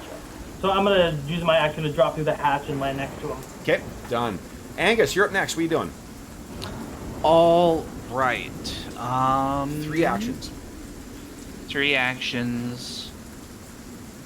You can hear Beepo in the front saying, "Get him off me! He's tearing this thing apart!" So, the text of mirror image says make a mirror image of you. Could I make a mirror image of somebody else, or does it have to be me? Has to be Nope. you. Okay. Because my idea was I could make mirror images of Badonk shooting at it, and that might help distract it. But no, I think our best bet is for me to just keep trying to repair the plane. Okay. But that seems like that's. Do you have nothing else what that I'm you good could? at. No other except augmenting spell or anything like that? No, I don't think I have anything else that would really be. Well, I have. Let me read the text of True Strike again and see. Sure. Can you apply True Strike to other people, Jonathan, or just you? Just you. Just you? Okay, so yeah. Otherwise, I would True Strike the donk. But yeah, I think helping out with the plane is the thing to do. Sure. So, Drook, when you get back in, I just looked at Angus's health bar. Angus is pretty banged up right now. Okay. Yep. Okay, 18 is... I think you told me you were going into DC of 15, right?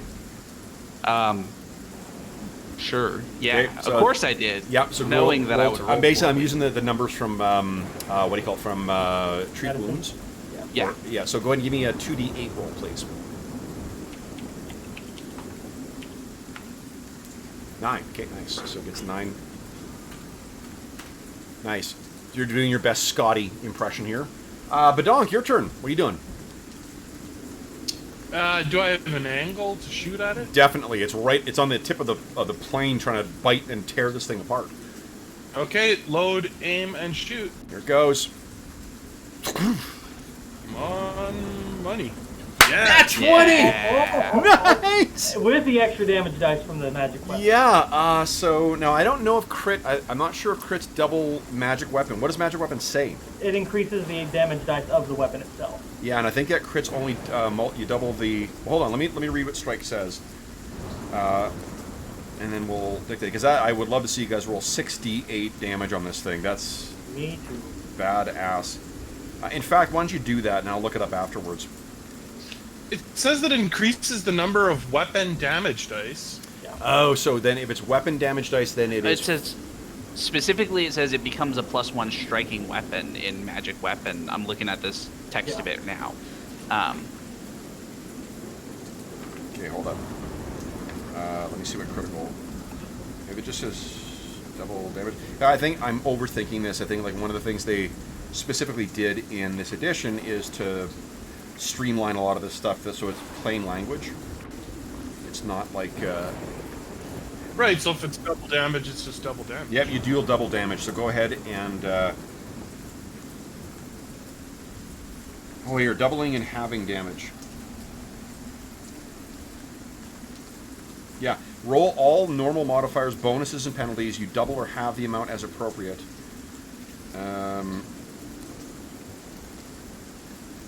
Yep, so go ahead. So the only things that. 2d8? 6d8. Oh, 6d8. Yeah. Well, 6d8. You know what? And this feels like an appropriate time to break in our critical hit deck. So let's see what extra effect you have here. So and this is the critical hit deck for PF2. Let's see here. Wowzers. Holy smokes. And let's see here. Critical effect. This is a piercing thing. Critical effect. Gain a +2 circumstance bonus to AC until the end of your next turn. And I'll apply that for all of you guys. Nice. So you also have forced it. So I think that you've knocked this thing in the head. Take a look at how much damage you did here, guys. You can see the bar on it, right? Mm-hmm. Yep. We go 1, 2, bolt time. That's true. Nice. So this thing, and you can see electricity is playing out of its mouth from where you hit. You've taken a good chunk of its skull out too, but you can see that the ice is starting to form back again. It's not healing, and that's just a little bit of narrative flourish, so it can bite again. All right, so well done, Badonk. Holy hell! And then you can reload, I guess. Okay, now this thing is. Boy. So it's going to spend one action to keep pace. Did not appreciate that at all, Badonk. So it's going to come scrambling, and you can picture how big this thing is too. And it's just going around the outside of the ship, and the whole plane is buffeting back and forth as this enormous thing crawls in closer to you. Let me count down. You can see that the electrical, kind of dynamo inside it is starting to power up again. And then it will.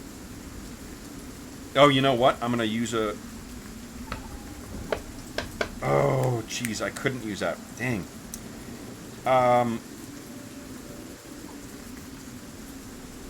It's just going to try and bite you there, Badonkadonk. the plane? Oh, in the gunning thing? Okay. No, you know what it's going to do? It's going to try and yank you out of the turret. Now, that is, I believe, what is your reflex bonus? My reflex bonus is 12. 12. Oh, that's awesome.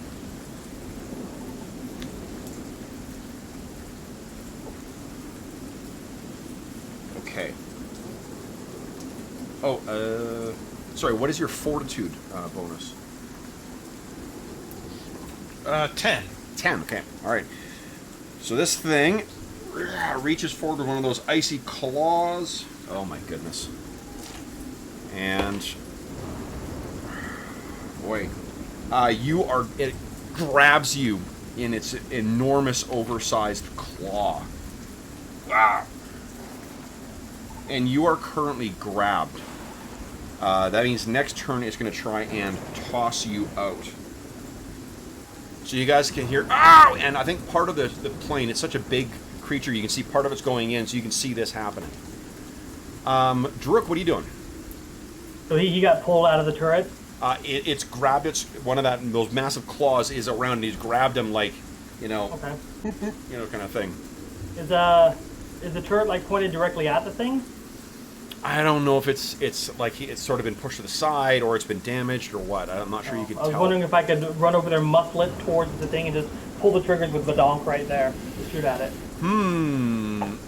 That does sound pretty badass. Here's what I'll let you do. So you spend an action to get over there. It would be an act. Let's do a contested athletic. Because you can picture this thing. Its arm or its forelimb or whatever is pushing against that. Give me an athletics check, please. Could I like pull something out of Lord of the Rings and invoke Titan Wrestler? What does that do? Trip or? I'm not going to say automatically succeed. Yeah, I mean, what that does, that is an enabling feat. Like, it allows you to use that against larger creatures. Like, normally you can't use grappling and whatnot against something that is more than one size larger than you. So, yes, like, if you wanted to actually grapple with this thing, you totally can do that. The thing is it's not going to give you a bonus one way or the other. It's still an athletics check. This is modeling your strength versus its strength, trying to, like, push this. How about I try to grab the claw and free Badonk and, like, take over the grapple instead?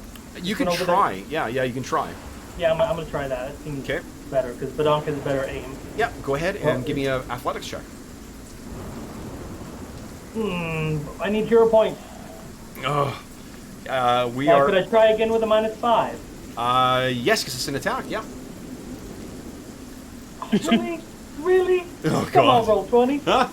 So you grab this thing, and that is a crit failure, actually, with the -5. Wait, hold on. -5 is... Oh, 8. No, it's not a crit failure. Oh, yes, it is. Sorry, it is absolutely a crit failure. That first one would have been a crit failure.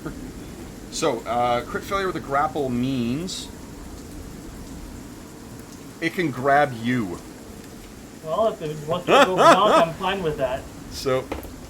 No, that's it. It has both of you in the claw now.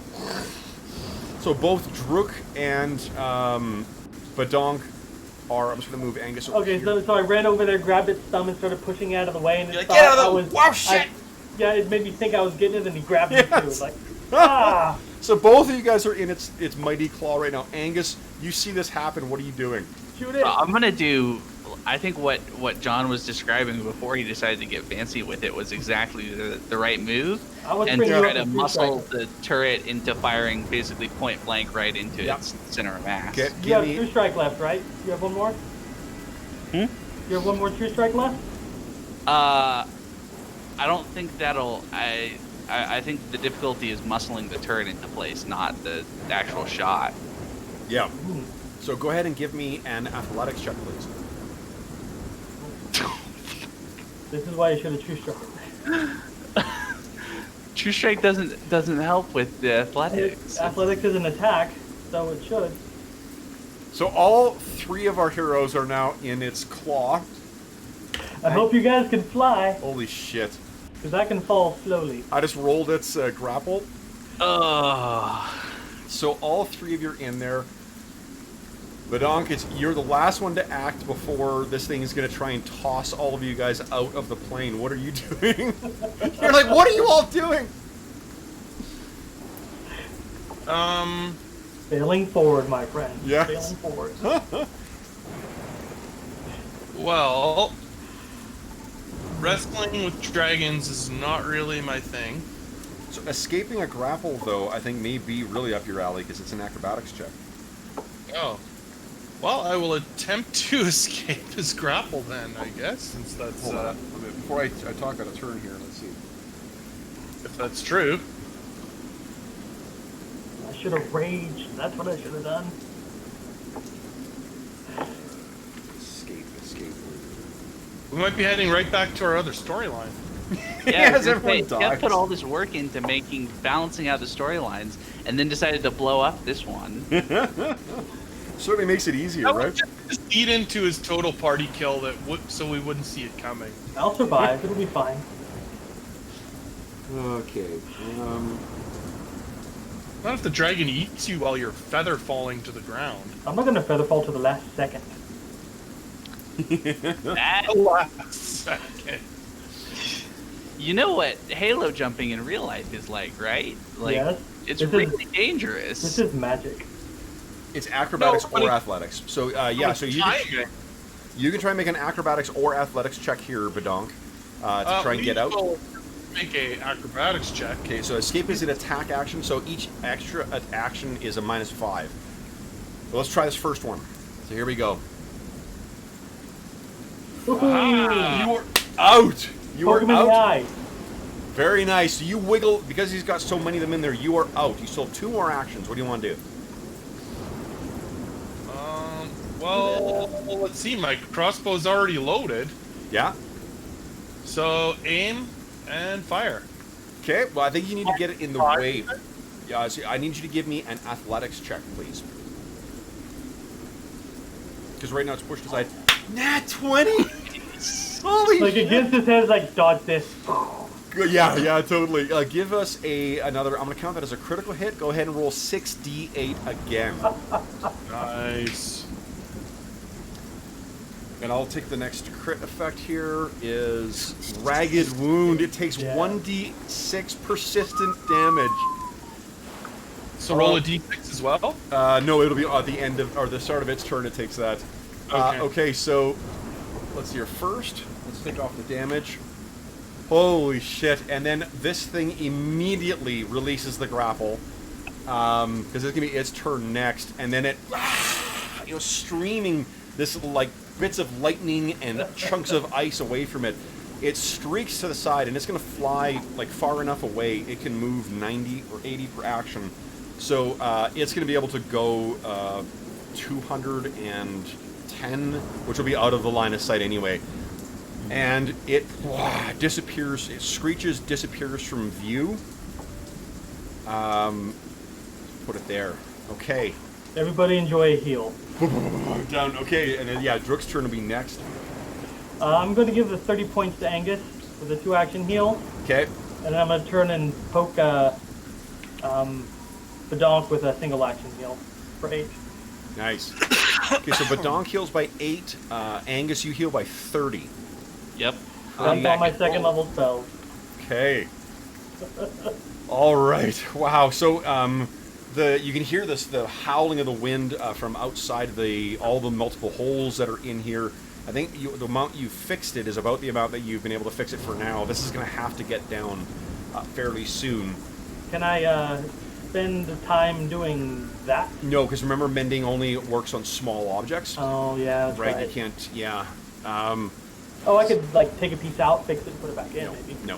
When we get to the ground. No, it's the putting it back in that's the necessary bit, and unfortunately, doesn't work that way. But the Starfinder one, it is based on your level of how big of a thing you can mend.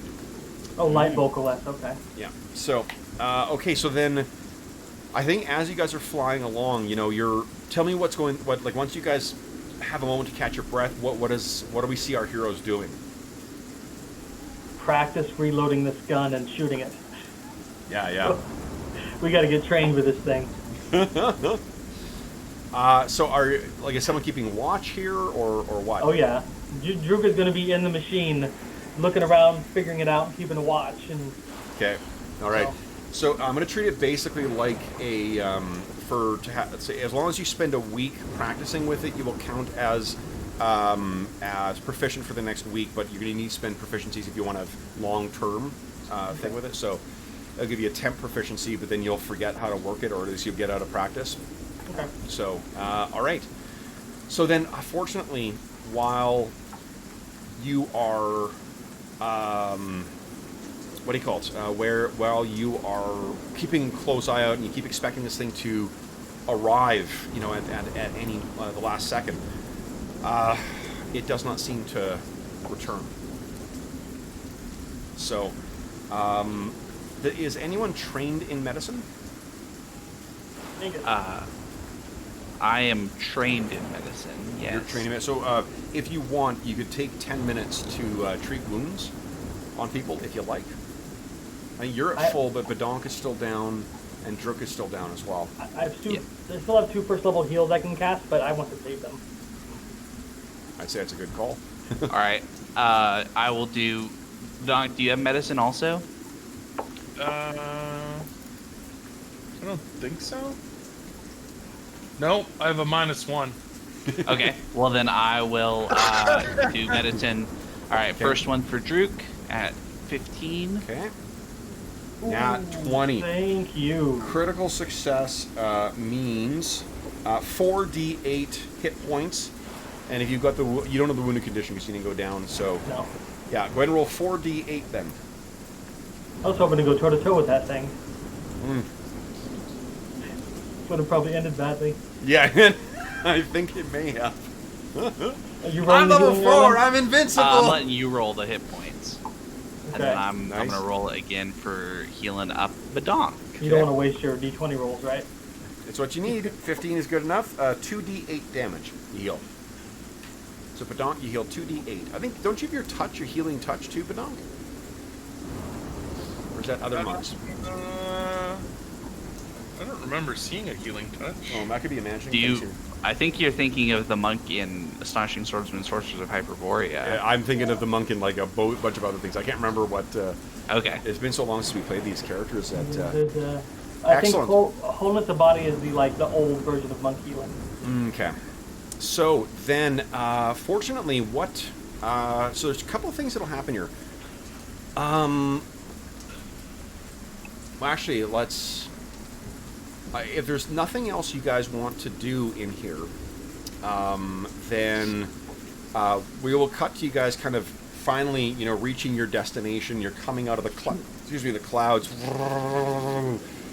and what you can see below, you know, being drenched in rain, is a small camp. There's a couple tents that have been thrown. There's some. What do you call it? There is some fires that have been lit, and it looks like there's enough space. Where you are is a very, it's a slightly wooded, hilly area, but it's not. The trees that are here are very sparse. Like there's you know little stands of trees in some places here. Sorry, I thought Emmy was coming in, but there's still ample amounts of room for the night watcher to land. So what Beepo says to you is, Brace yourselves, we're coming in for a landing. and you think for sure, Badonk, this is when you will actually die.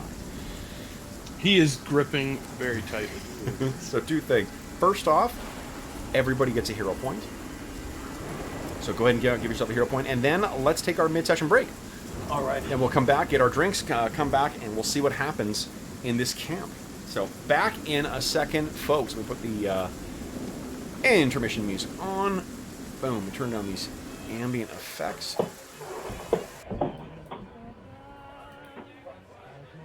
There we go. We'll be back in a couple minutes here.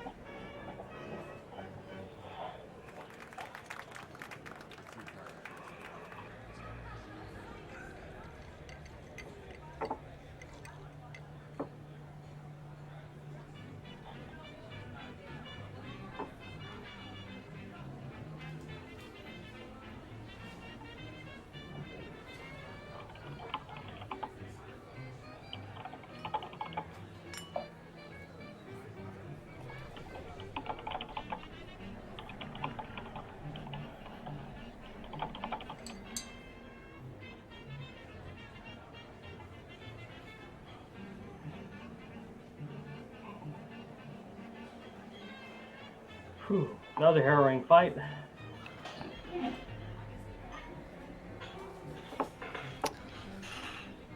Yeah, it's pretty rough. We need some serious long range abilities.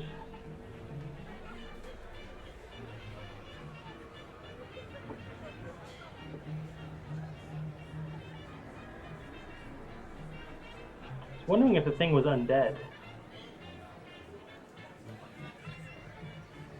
I doubt it though.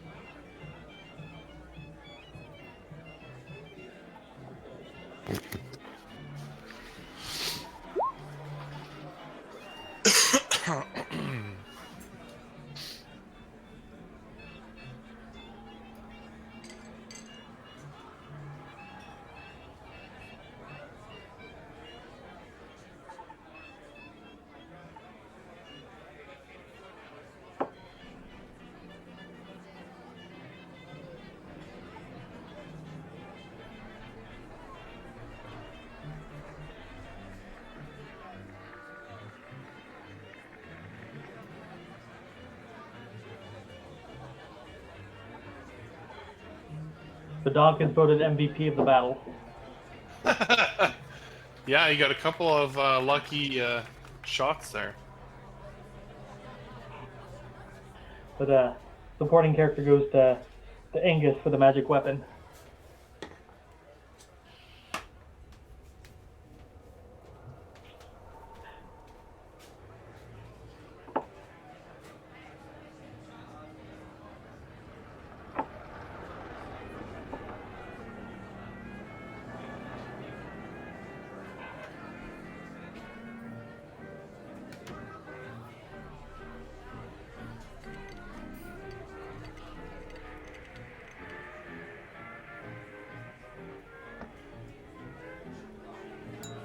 That interlude music is really good. I can think people's talking next to me.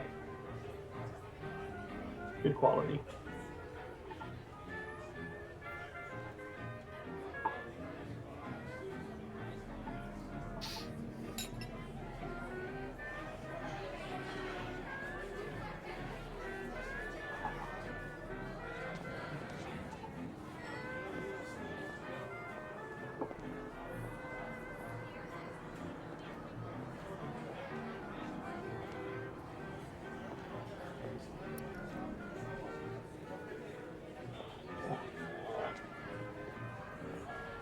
Somebody's eager for attention.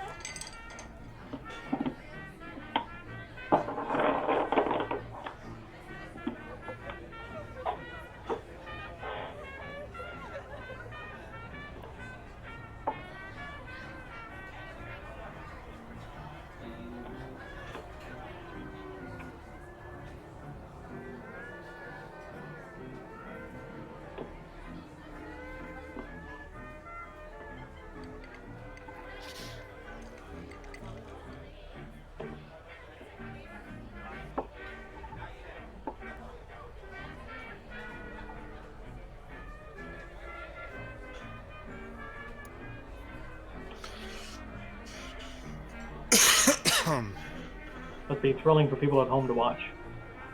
Yeah, sorry. Trying to recover. Oh yeah, no. We all get sick occasionally. Yeah. Or more than occasionally for some of us. Fuck. Lately, it's every few months it feels like. Yep. So annoying. I hate being sick.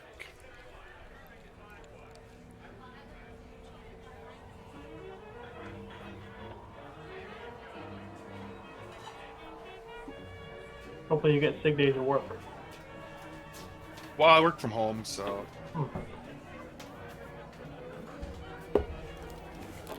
Sorry about that, guys. Got All right. snuggling here. So, hey, we got some people in chat. Hey, Brian. We are.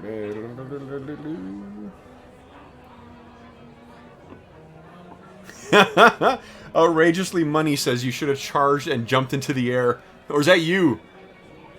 John, is Outrageously Money you? Yeah. Yeah. Thanks. Hey, Flame. The account used to belong to my brother way back in the day. So. Oh, okay, got it. Yeah. This guy, I knew a guy I used to work with who had had a Hotmail account he had since he was a kid, and it was Super Long Wang was his. Don't give that on your business correspondent. Yep. Let me give you my card. All right, so guys, where we left our hero. Oh, first off, let's get out of this jazz club. That is only appropriate when we're playing Call of Cthulhu. Rain coming down here. A bit of wind. And a little bit of existential dread, how about? Yeah. Alright, so the plane kind of arcs and goes plunging down to where it finally lands. And let me make sure I loaded. You know what? Oh, I did. Nice. Okay, good. So the plane finally comes to a stop again, and when it stops is when it really becomes evident just how much damage there is to this to the structure here, because rain is pouring in from some of the rents at the side and some of the the places where particularly where the turret is as well too. And I think by this point, how long does magic weapon last? Is it 10 minutes? 1 minute. 1 minute. Okay, yeah. So it's for sure done then. So by the time you land, oh geez, and Beepo kind of once he lets you guys get out first, and he's the last one who gets out, and he turns to you guys and says, "Any landing you can walk away from, right?" whatever you say, and Badonk is rushing off the plane. Okay. So you can see there is a small collection of what do you call it? There's a small collection of people who have come over to see where the plane is. Let me actually see if I'll set up a quick little map here, guys, so we can not necessarily because there's going to be a combat encounter. Because what would I really do that to you? You just fought a ice lightning dragon, and you're going to get another. Like, come on, Was it really a dragon? Come on. First dragon, proper dragon we've used in PF2 so far. Glad it didn't burst here when it was nearby. Say again? Glad it didn't burst here when it was nearby. Yeah. It's so great. Oh god, same team. All right, here. I have. Let's see. Overland.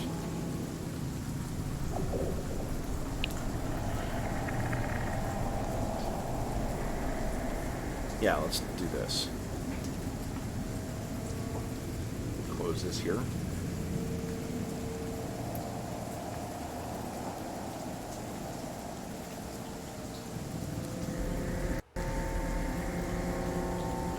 Oh, it's some of John's favorite tunes here. It's a real toe tapper, right?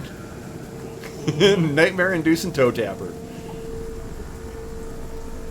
Okay, let me bring y'all over here.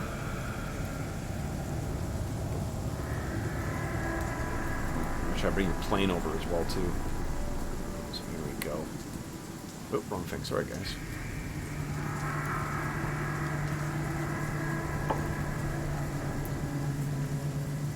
Let me show you who's coming up to you here. So, I think you guys have probably landed. And a black screen. Oh, there we go. Did it load? Yep. Okay, great. So I'll put the plane right around here. Okay, and I'll put it to the back. Now you guys have disembarked over here. We'll put, let's see here, depot.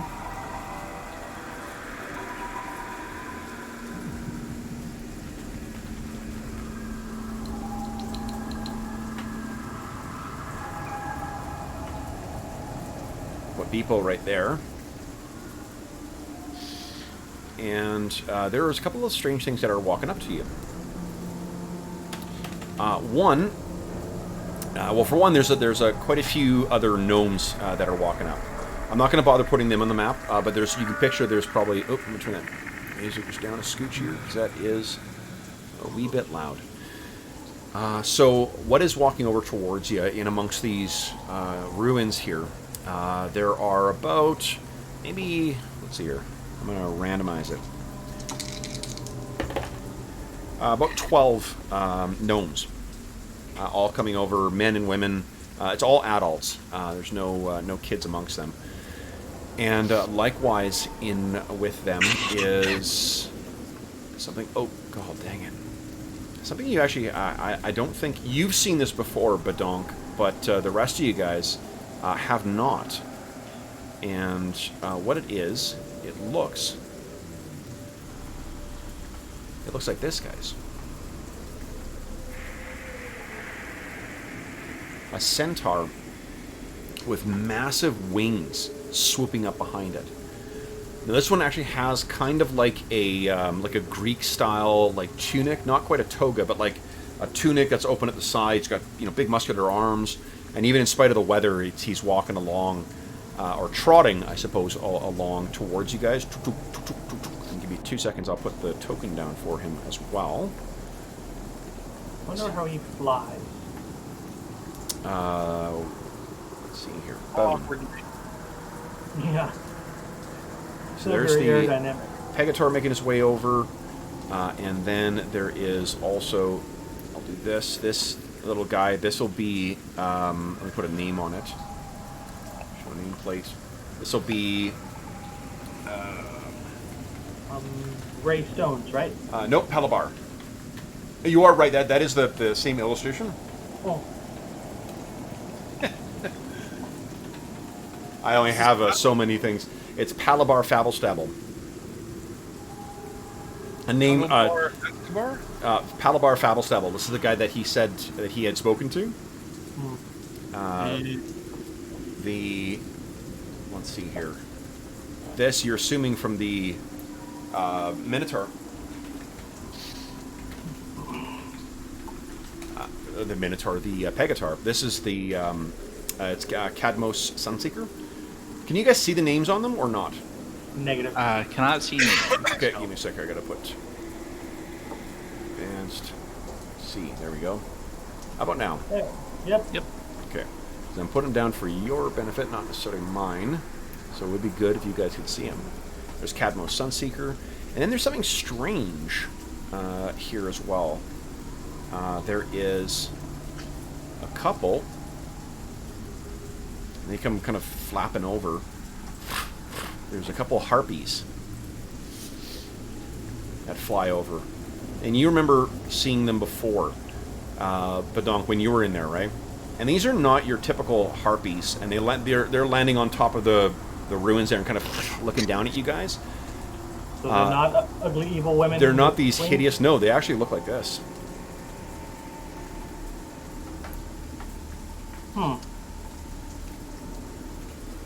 To be honest, I mean, they seem dressed like performers or acrobats. How do they cinch up the outfits? They don't have hands. It is a mystery. I think if you're buying into there being dragons, you're Done asking questions. Well, I'd have the same question if a dragon was wearing a bikini. There's a great anecdote, not anecdote, it's a great bit from his book where Grant Morrison is talking about, this is why comics aren't intended for adults. A kid reads a comic book and they say that, there's the Batmobile and no one questions it. And then adults get it and they ask, well, who changes the tires for the Batmobile? And the answer is, no one changes the tires. It's a fucking comic, you dummy. Not that I'm saying you're a dummy, but his response is fantastic. It's a comic. Why the fuck are you asking that? Okay. Let's see here. The last thing is that is of interest here is the fact that there's a goblin walking along too.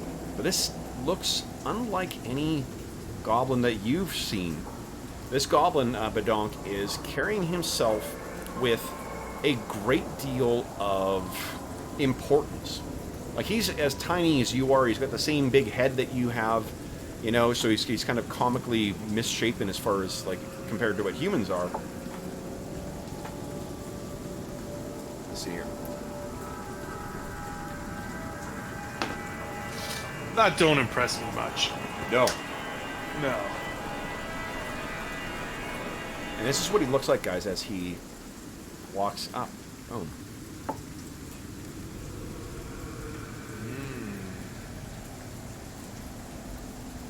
Mighty big of himself to have such a big name.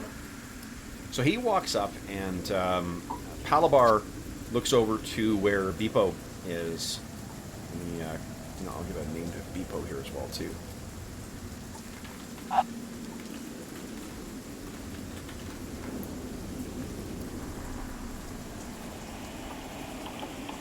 So Beepo kind of runs towards you guys. He's like, Palabar, you made it out!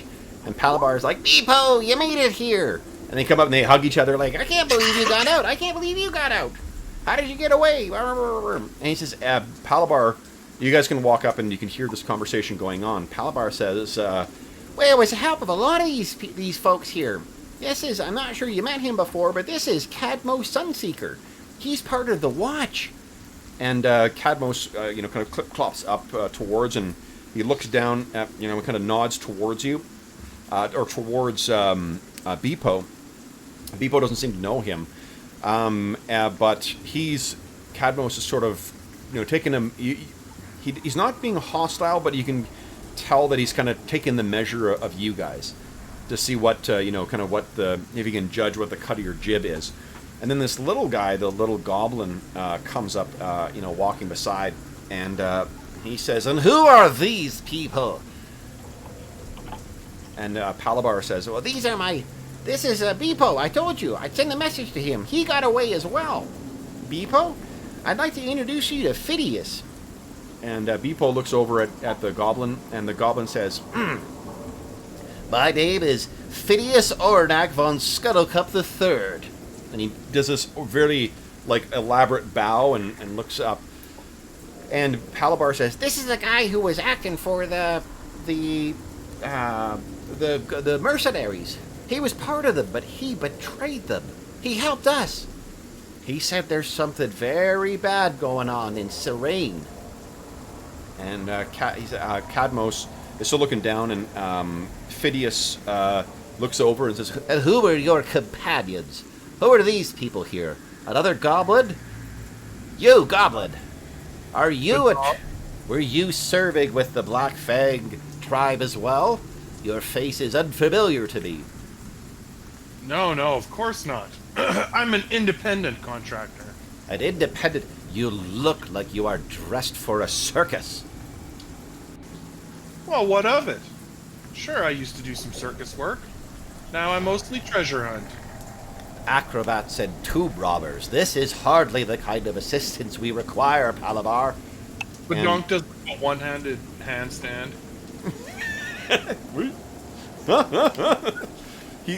So you can tell that Phidias Ornak von Scuttlecup III is not terribly impressed by that. It says, and these others, who are these people? You, half-orc. You seem combat ready. You also look like you could use a bath. Well, that's the thing. I always look like I need a bath after battling with a dragon in the sky. Battling with a what? And he kind of he steps back. A what in the sky? Lightning and ice dragon. See what it did to the ship. Good. God. How did that get here? What do you mean? Wait, and he sort of is ignoring you now, Angus. He wants to hear. He's intent on hearing more. And if anyone else tries to do an introduction, Phidias is just sort of, tries to dominate the conversation here. Quick, man, tell me, what is it that you saw? And spare no details. I describe it in great detail. Good. See the scent of ozone rattling through the air. The roar as we blasted its head open with a gun. I reached back I think I got some ice from it. It was embedded in my flesh like 10 minutes ago. You have ice from it. Tell me, how did this thing appear? What happened? I explained. Ice blades. So I think actually, Badong, you're the only one who may have put two and two together. I'm not sure if you guys can tell me if you would have talked it through as to what the sequence of events here were.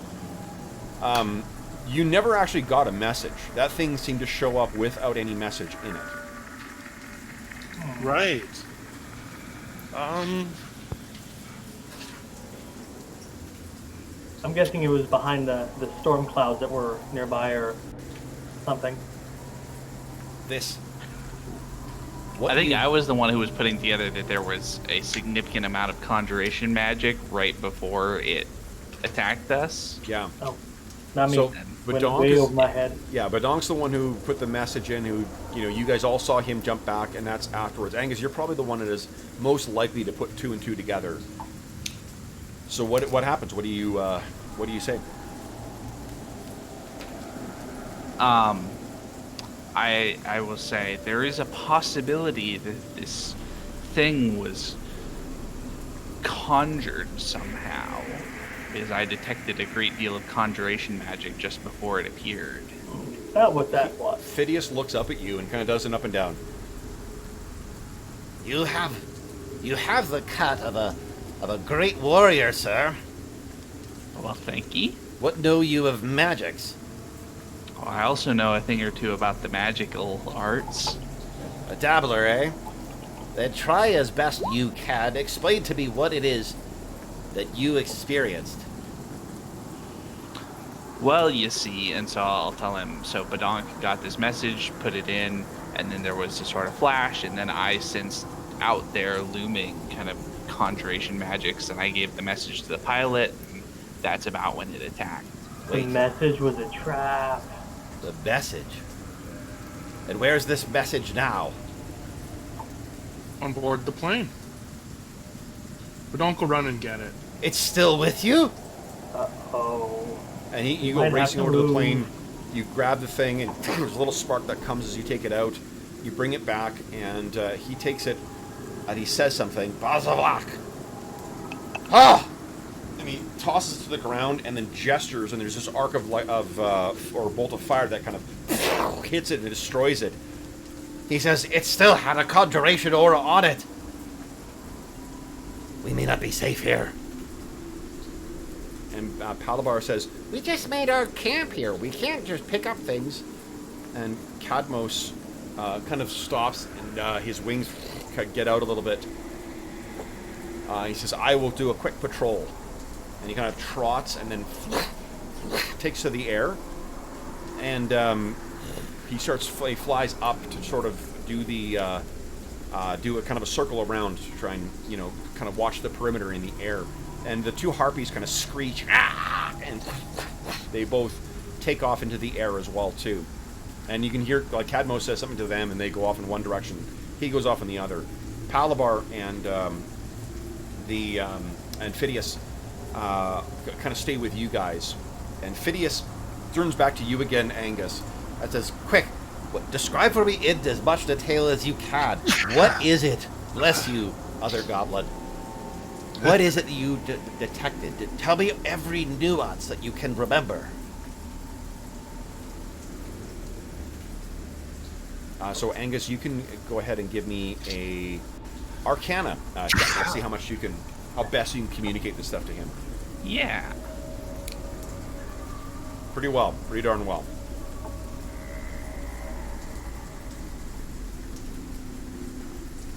So what you feel is that, like, now that you're reflecting on precisely what it feels like, and he's sort of coaching you along as you're describing things, what you sort of work out is that this thing seemed to form like that little bauble that was delivered. It served effectively as like a transmitter or a transponder to sort of like boost the magical signal of something else. And what was there was, it was not so much a entity that was conjured, it was an avatar that was conjured. What Phidias tells you, and I mean this is, well, Phidias sort of says, I'll let you guys roleplay it out maybe. Phidias just says, This is terrible. This is precisely why we left. Now this thing, it could reach its way all the way out here. It could come any time now. and he's staggering back, and Palabar turns and says to you guys, He gets very agitated, but he's very quite helpful. We all wouldn't have made it out if it wasn't for him. He actually came to us and proposed the escape plan. All of these people you see here, they're all part of the top ballista. All trained pilots. Dogfighters, before they replaced them with goblins. Oh. Don't happen to have any other planes nearby, do you? No, we brought R1, that's it. But we've got it stored on the far side. and you can kind of, if you look around, you can see it's basically the same model as what this is. We had to be careful with how many we could fit in. And we needed to get it out carefully. If it wasn't for Cadmos and the Harpies, I'm not sure we would have been able to get out at all. And it was Phidias's magic that kept us hidden. And Phidias kind of gestures. I thought we were going to be getting people to assist us. There is something much more dangerous in Serain now than simply goblins and Dagpa. Something dark and primal. And he's still, hunched over as if like the sky would come crashing down on him at any moment.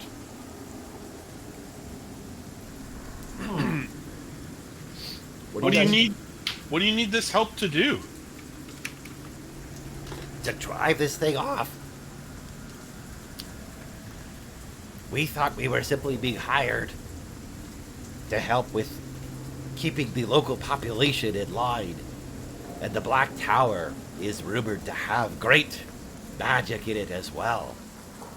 I could have expanded my learning, but then I learned a hint of the terrible truth. The Dagpa had an ally, someone from outside of here. And the Dagpa misjudged the power that this creature could bring to bear. The city seems shrouded in storms now. Powerful magics would be needed to warp that. And it could manifest. There are great batteries being built. Great dynamos. Things of both arcane and engineering techniques. There is some great ritual being worked as well. Whatever is being performed, something very dangerous. Not worth the paycheck for myself or my people. And there's very little that can be done. Whatever I could learn from the Black Tower would be gone if this thing has its way. I didn't see it, but I heard it speak with a great and terrible voice, and I sensed its awesome power. And you say the Nagpa have lost control of this thing? They thought to be masters of this thing, and now I fear that it will master them and all of terrain, and then be able to go wherever it wants. So we must stop them before they can summon it. Yes! Yes! I misjudged you, Goblin. Forgive me. My name, and he bows, my name is Phineas Ornak von Scuttlecup III. Badonk Bent Bucket. Master Bentbucket, it is a pleasure. Now, what tricks might you bring that we could defeat this thing? What brought you here in the first place? Are these mercenaries? Are you hired swords? I'm more of a bounty hunter, but I've been known to throw a wrench into ritual magic here and there. Well, You- our ahead. main purpose for heading there was to rescue some of our friends. You have friends there. Which He friends? does. What are their names again? Names are, you guys should have handouts now. Polygon Springloader, They're the Spectre Chasers. Dr. Peter Crankman, Oh, I'll get Jake rid of that. Jones, and Winston Dreadmore. Yes. Oh, there it is. Yeah, Droop took notes. Okay. Winston Dreadmore, Dr. Peter Crankman, Egon Springloader, and Ray Jones. They are. Phineas kind of, looks over at Palabar, And Palabar says, they are the ones who were the Spectre Chasers. They had developed a bunch of technologies to control ghosts and the such. and Phineas kind of, scrunches his his green face up as he's thinking. They had technologies that could tap into the necromantic realm. And Palabar says, Well, you say it that way, it sounds so much worse. That's because it is worse. Why are you playing with that magic? and Phineas looks, he says, And you appear to have more sense than what I expected, my friend the orc-blooded. What is your name? I am Drook. I have no surname. Drook, without the surname. It is a pleasure. My name is Phineas Ornak von Scuttlecup III. and he bows to you again, too. I give him a big toothy grin. Nice And to you, meet you. master of many talents, both blade and book. What is your name? Oh, that would be Angus. Angus McLeish, at your service. Angus, and he bows. My name is Phineas Ornak von Scuttlecup III. He bows again. Then, you had friends there who were imprisoned.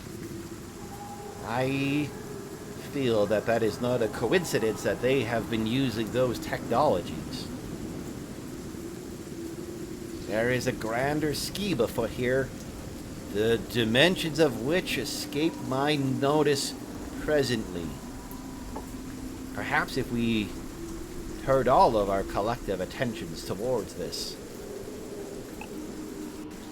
Though, you brought that thing here, though. This place is not safe. We must relocate. Well, we kind of drove it off. I mean, Drove what? You think that the only... You think we came here pursued only by that one thing? They have the entire top ballista at their control now. They have the entire city seemingly turned towards there. I mean, you must see. And then at that point, I'd like everyone to kindly give me a perception check, please. I have 7 Nice. checks roll now. Wow, Drew. I have a plus 11. I just been rolling low. Hey, what the heck? What? My character sheet. Oh, that's fixed. What happened? It was just expanding. You know, you double click it, and Yep. then it. What? It's just expanding into a weird. I don't know what happened. Maybe close it, or Didn't reopen it. Yeah. here. Because I can't get to the perception button. Oh, okay. It's stretching weirdly. Here. Oh, there we go. Perfect. Yeah, Okay. now it's better. That was weird. Yeah. Perception. Oh, yeah, it's over here. Yeah, it's on the side. It's not a... Is wisdom his dump stat? I can't remember. Yeah, he has an 8. Okay, yeah. Yeah, that makes sense then. Okay, so, Drook, you're the one who first hears this. Let me just change up. Hold up. Our tunes here.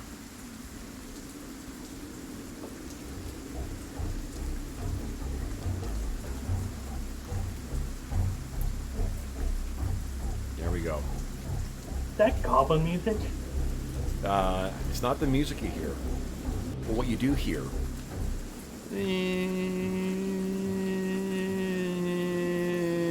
Another one of those message things. So you Look sort out. of look up, and about that time, you see Cadmos and the harpies come flying back, like full fucking dive. Whoa! They're like, flee! They're upon us! Flee! And the harpies, whoa, go off, and what you see, silhouetted against the sky, 3 biplanes come out of the clouds and What's the begin odds? making the dive towards you guys. Now, what I'd like everyone to do, and you can start hearing screams from the crowds of goblins. Let me make sure I cleared out the turn order here. All turns. Boom. All right, so guys, go ahead and click on your token and click on initiative. Now, I think it's going to be perception for everyone rolling initiative this time. If you think differently, go ahead and let me know. Let me get this full size here. Okay, now, let me check something here. And I think that in the film version of this, what we see in the pilot seat of each of one of these things is a goblin with big goggles on who kind of and turns and brings the thing down. Let's see here.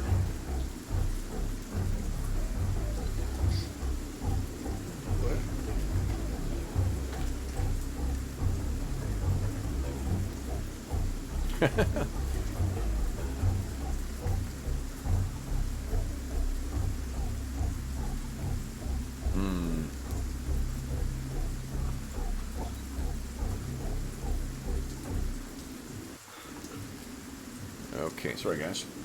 How did everyone do for... Oh, Angus, what the shit? No. Well, there's always next character. I mean, time. Time, I meant time. I'm just dreading the eventual return to the plane after our first encounter. Okay, let's use... This is going to be remarkably anachronistic here, but...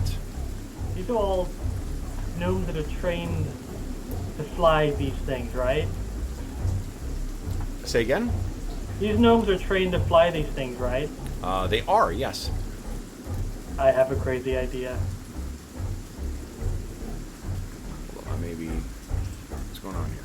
I need a gnome volunteer. I need a gnome volunteer. Hey, hold up. I'm trying to get this image to load, and it's just not doing it.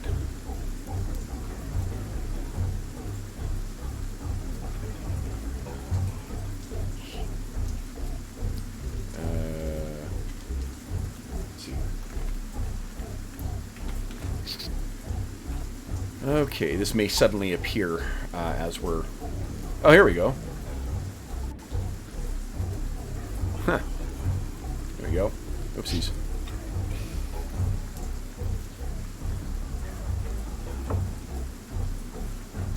I'm killing the... Come on. Oh, there we go. Let's do that. Boom, there we are. Okay, let me make this a little bigger. Ooh. So there we go. These things are a little smaller than the cargo plane that you guys were using.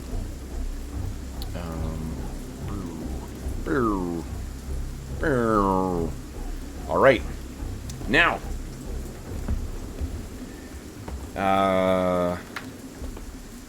Give me 2 seconds here. I'll roll initiative for these things in a sec.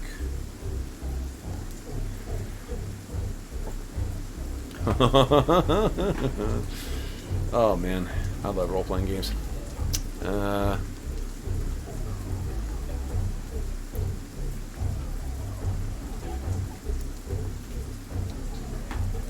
Okay. Who is... Drook, you're going to be up first here. Let me add a turn for these things here. Add turn. And I just need to get something else ready here. Alright, so...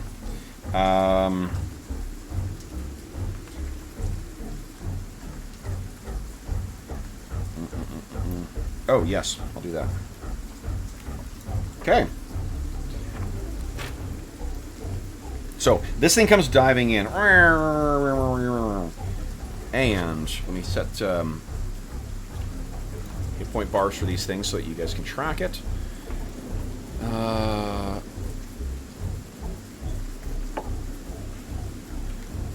Do you guys have anything that you wanted to do?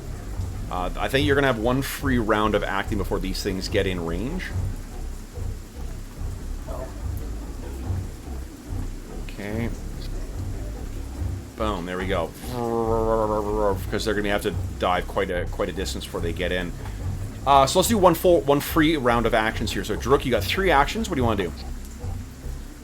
Well, not much I can do before they get here, but he'll start telling all the little people, get in the cargo plane.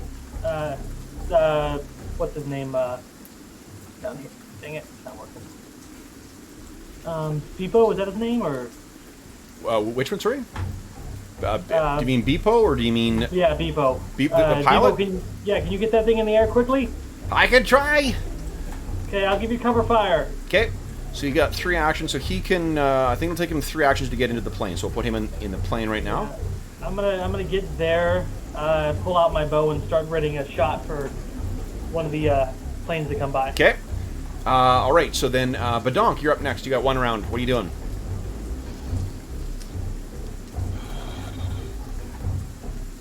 Badonk hates these stupid machines. You should, like, I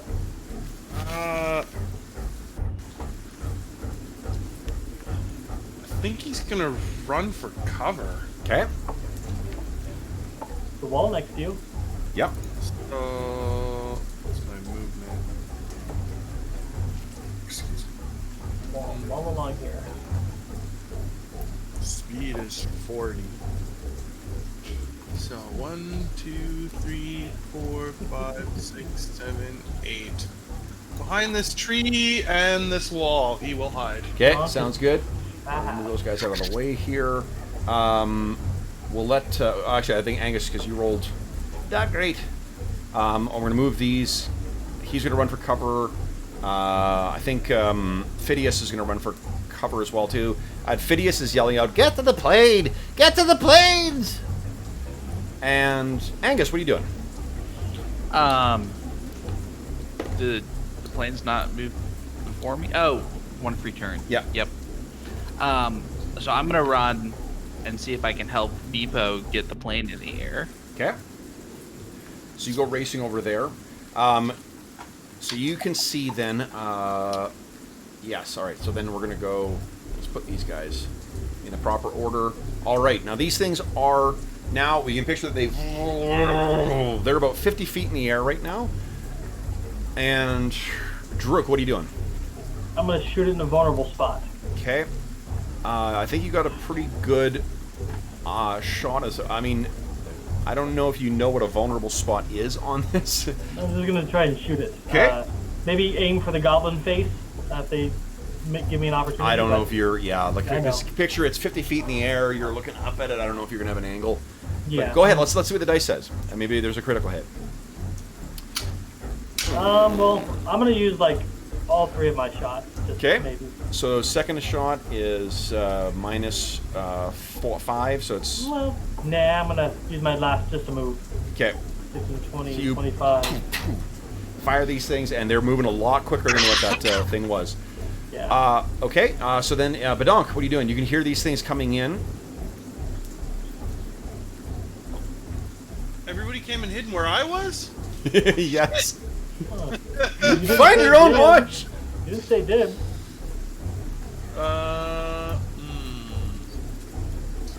Damn it. I don't really have a lot of ranged attacks or anything. Being a monk is kind of... But I did see them get on the plane. Yeah, you saw both Angus and Beepo are in the plane right now. Budonk says, "Fuck it!" And he gets on the plane. Okay, you're racing the plane. All right, so it's their turn now. Now, one of them... I'm going to zoom out a little bit here. So one of them goes over, and you hear this... And this thing falls out, hits the ground, and there's this explosion of fire from one of the tents. And you hear, ah! For the little gnomes that are, caught in the conflagration. And then it moves a little bit this way to take another pass. Another one, again, and there's another explosion as more of the gnomes are hit, and it's flying over here. Still 50 feet up, and the other one,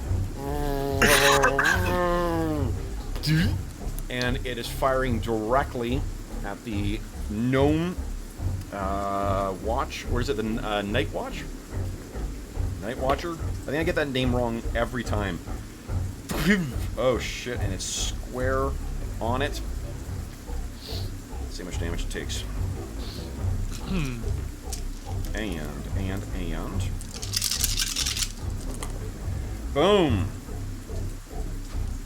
Oof. Take a look at that health bar, guys. Boom! Okay. Now,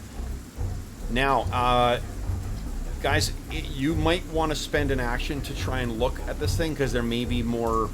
I'm not going to tell you anything further about these things, but if you look a little closer, there might be something even worse at hand here. Angus, what are you doing?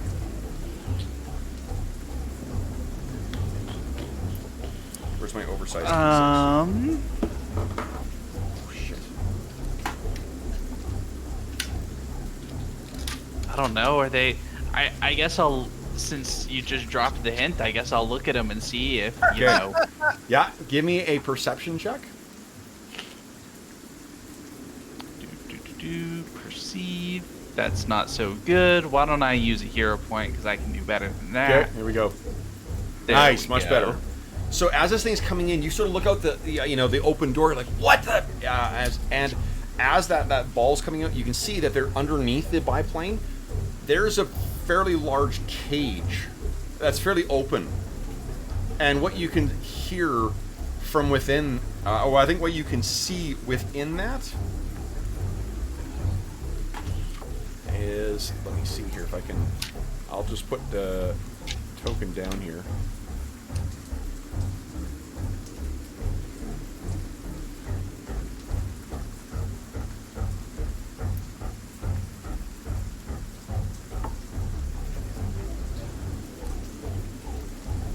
Now, where's my...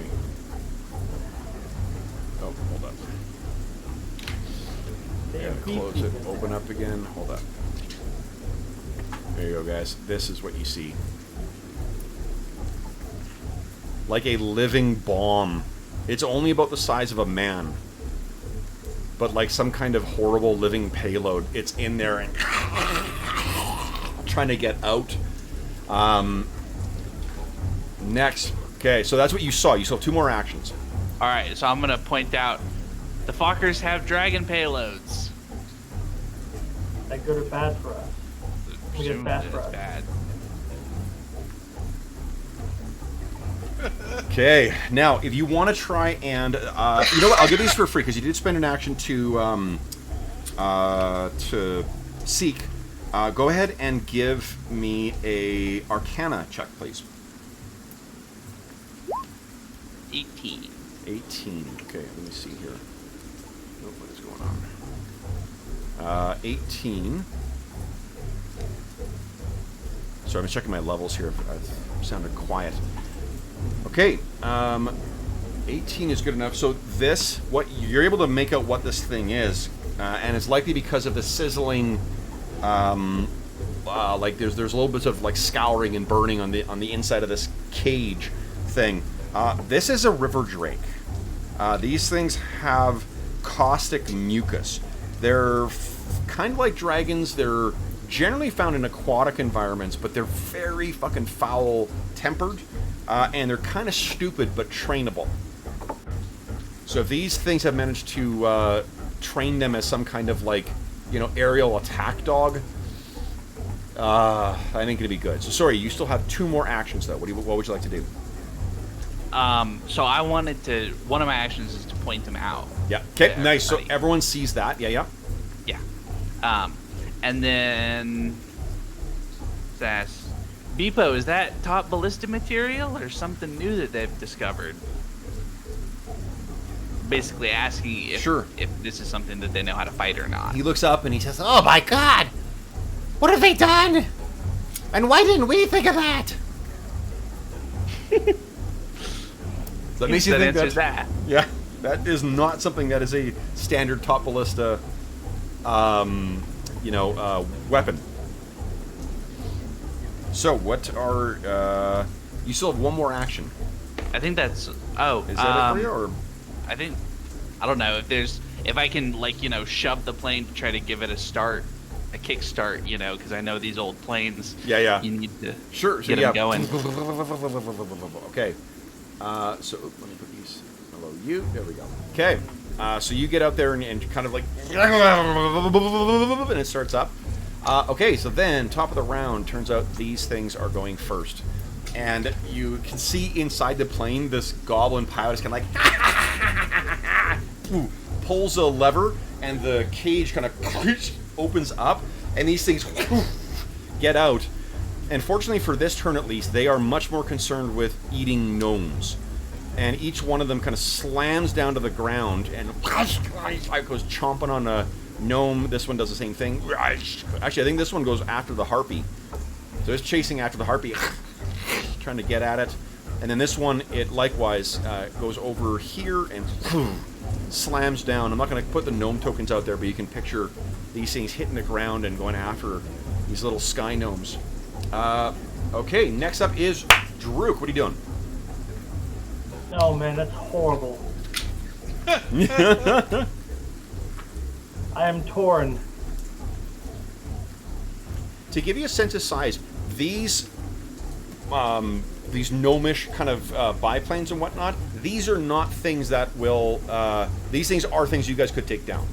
Just to give you a sense of like what your characters would be able to judge from this. You think that they're as they're made with as much crude materials as what the Gnome Watcher is, or Night Watcher. So like you could, in theory, if you do enough damage to these things, you could either ground it or drive it off. Those of us who have ranged weapons. Those of you who have ranged weapons. I feel like there's going to be a change in the equipment between now and next session. Well, it depends if you give us equipment. So yeah, Druk is a character. He can't reach any of these biplanes with his spells, so he's gonna flat out ignore them. He's gonna move here. Okay. And eyeball that Drake. Okay.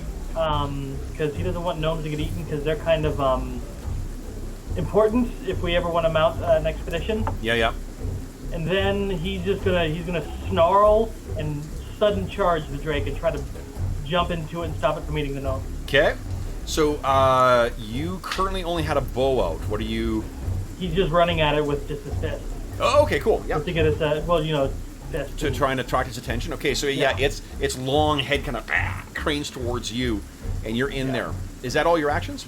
Well, I'm charging it, so I get to make an attack on it. The sudden charge.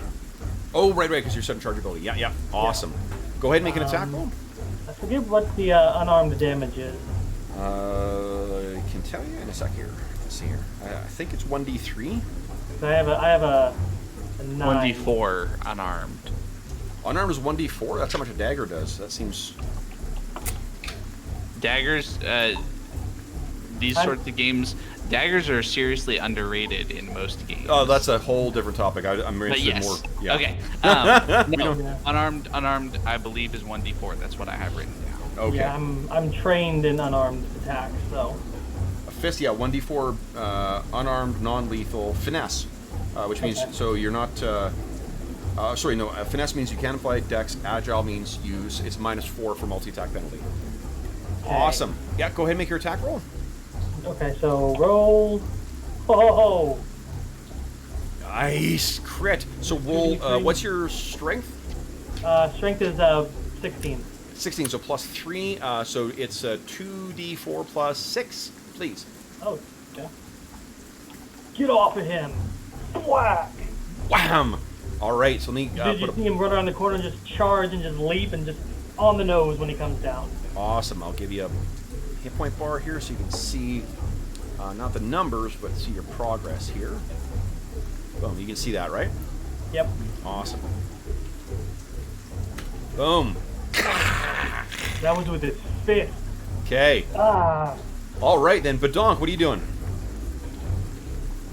Well, I will get into the turret of the plane. Nice. Okay.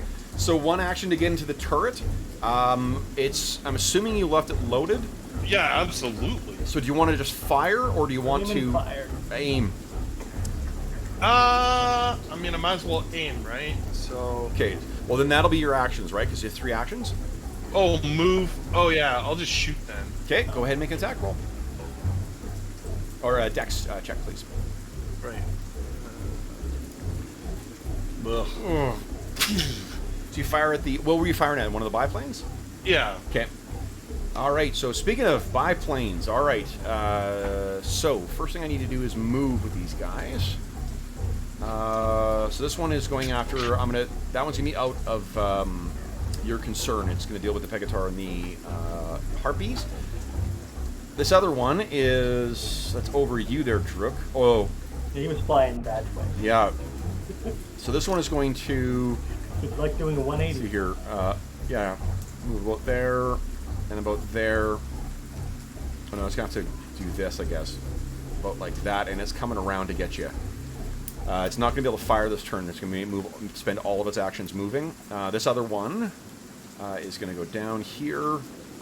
I got to see how long before it can fire again. Nope. Okay. So it is going to just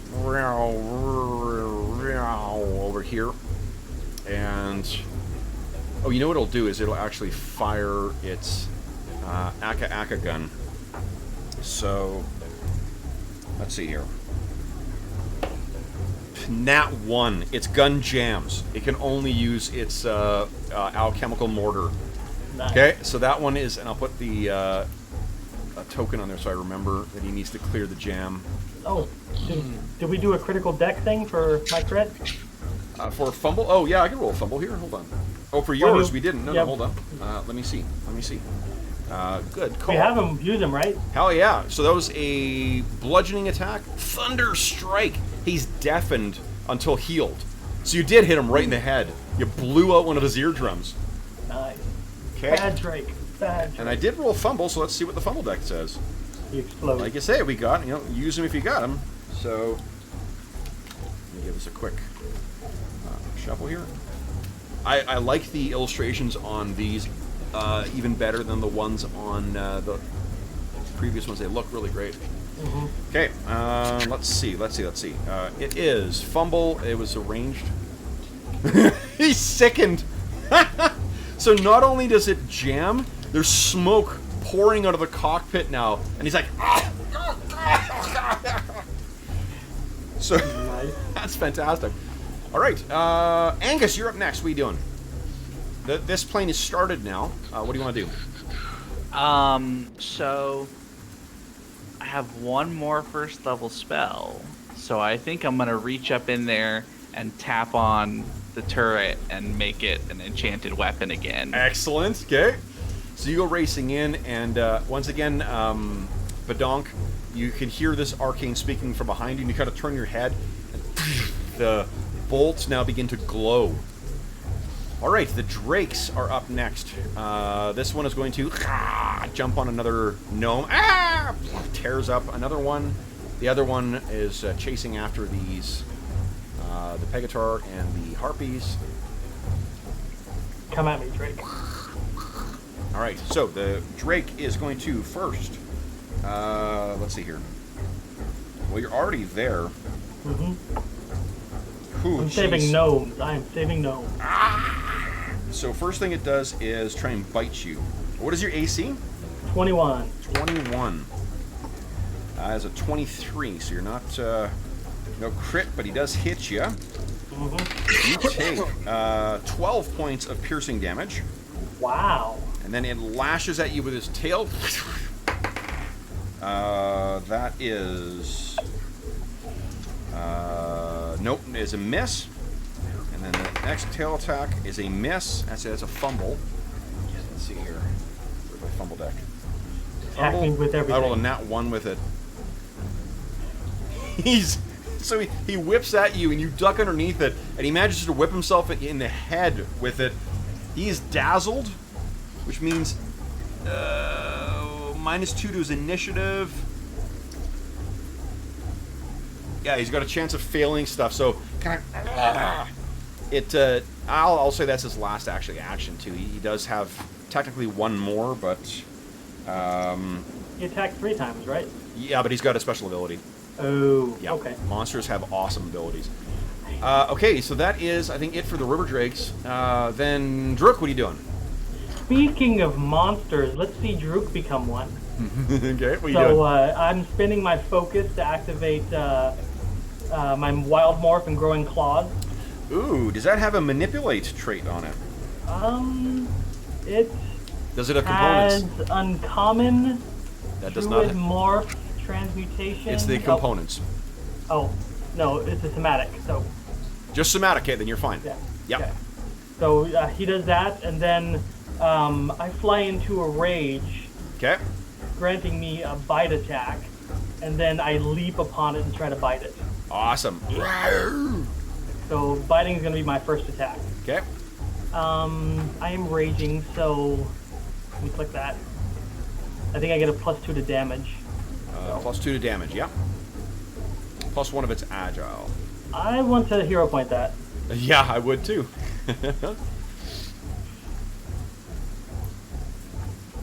16, okay. Well, got some penalties, so hopefully that hits it. Yeah, nope, that's, you snap at it, that is a miss. You still have one more action. No, because wild focus, rage, attack. Okay, yep, you're done then. All right, Badonk, what are you doing? Reload, aim, and fire. Okay, go ahead and make your attack roll. So no, this one's +3. This one's +3, correct. Ugh. 16, though. 16 is good enough. Phew. Go ahead and roll damage, 2d8. 3. 3d8, correct, because it's magic. I don't know why you said 2d8, Jeff. Clearly you got it wrong. Oh, Holy yeah. smokes! Nice. Bye-bye, goblin. So this is the one with the smoking turd as well, too. Check this out. Boom! It cuts right through the wing and kind of like, you haven't quite really reduced it to half yet, but it is a lot of damage. When it gets to half, that's when it needs to make a piloting check. Speaking of them, okay, so his turn. I'm adding a bar to my character to represent the temporary hit points from rage. That's the blue bar. Yeah, sure. So you're... He's going to swing over. This one comes back. I'll move this one over here. And it releases its payload. That is a hit. Well, biplanes. Let's see here. Okay. Oh my god. Oop. There you go. 7. It's down to 10 hit points. And the other one is off dealing with these guys. I'll maybe just move them over here and stop worrying about them. All right. Then let's see here. I think that's it for the planes, because the other one has to wait a little longer for the bombard to recharge. Let's see if this one's bombard. Yep, it's gonna take a little while.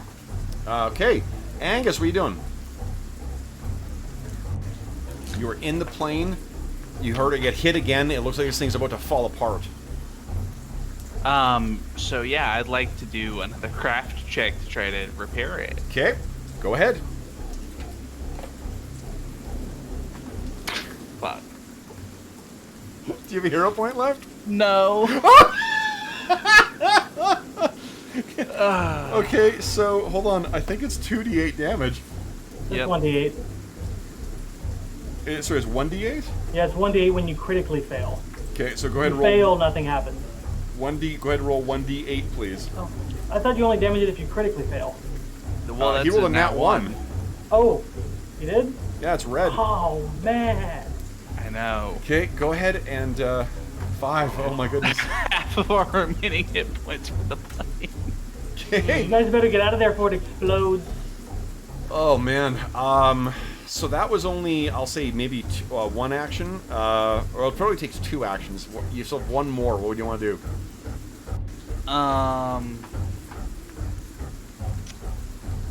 Trying to think if there's a way I could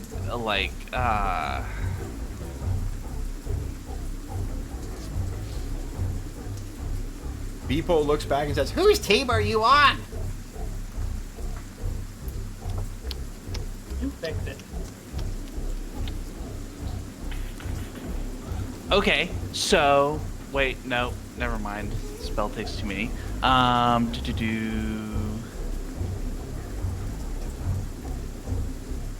Range. Okay, how high up did you say they are? 50 feet? 50 feet, 50, yeah. Okay, so I've got an idea, Okay. but I'm gonna start with moving away from the plane Okay. out to about there. Okay. And then that's the end of my turn. Okay. Give me a sec here. Setting something up here. There we go. Okay. All right. So then it is the River Drake's turn. So this one that you hit is pretty pissed off at you. Yeah. So it will first. Yeah, it's Step gonna in, frenzy again. dazzle. What's your AC right now? 20, because I'm raging. 20 because you're raging. Okay. So first, it's going to try and bite you again. That is a hit. Hopefully the penalties hurt it. What's that? You said it was dazzled, right? It was down. It's all like perception stuff that hurts it. Okay. Okay. So you take. Oh my god. 18 points of damage from that hit. Jeez. And that's not even a critical. Okay. And then its second attack is the tail. There's no way that hits. And then it lashes with the tail again, and that is a miss as well. And then it's gonna. Yeah. Go shifting around over here, scuttling because it has screamed out, and the other drake, its stupid long neck looks over, Oh, this is not good. and that one, fortunately they're pretty, oh, it can fly, I guess. It launches itself in the air. 1, 2, 3, 4, 5, 6, 7, 10. And it lands over here, and it's going to try and bite you. I don't think that's going to do it. +2 from the... or your -2 to your AC, I should say, from flanking. I don't think that hits. Your AC is a 20 right now? 12. Yes. Yeah. Doesn't hit. Oh, no, it'll be 18 because of the flanking. It just barely misses you. So you sort of, at the last second, you look behind, you're like, shit! And you move and it bites at you, but there are 2 of these drakes on you now. Drook, your turn. What are you doing? That's not good. No. The rage is telling me to fight. Common sense is telling me to run. Okay. Screw it. I'm gonna kill this drake. No I turn guts, on no the one glory. that tried to run from me, Okay. and I just rip into it with all my attacks. Okay, go ahead. All of them. Come on, Lady Luck. Nice. Big Okay. hit. I don't think that's a crit. Nope, it's not a crit, but it is a big hit. Okay. Claw is a second attack. It's agile and whatnot, so So it's -4. it's calculated into the roll. So Is it? Okay, 18. that is not good enough. Okay. Okay. So I don't think with a -10 is gonna. No, I'm not gonna risk that.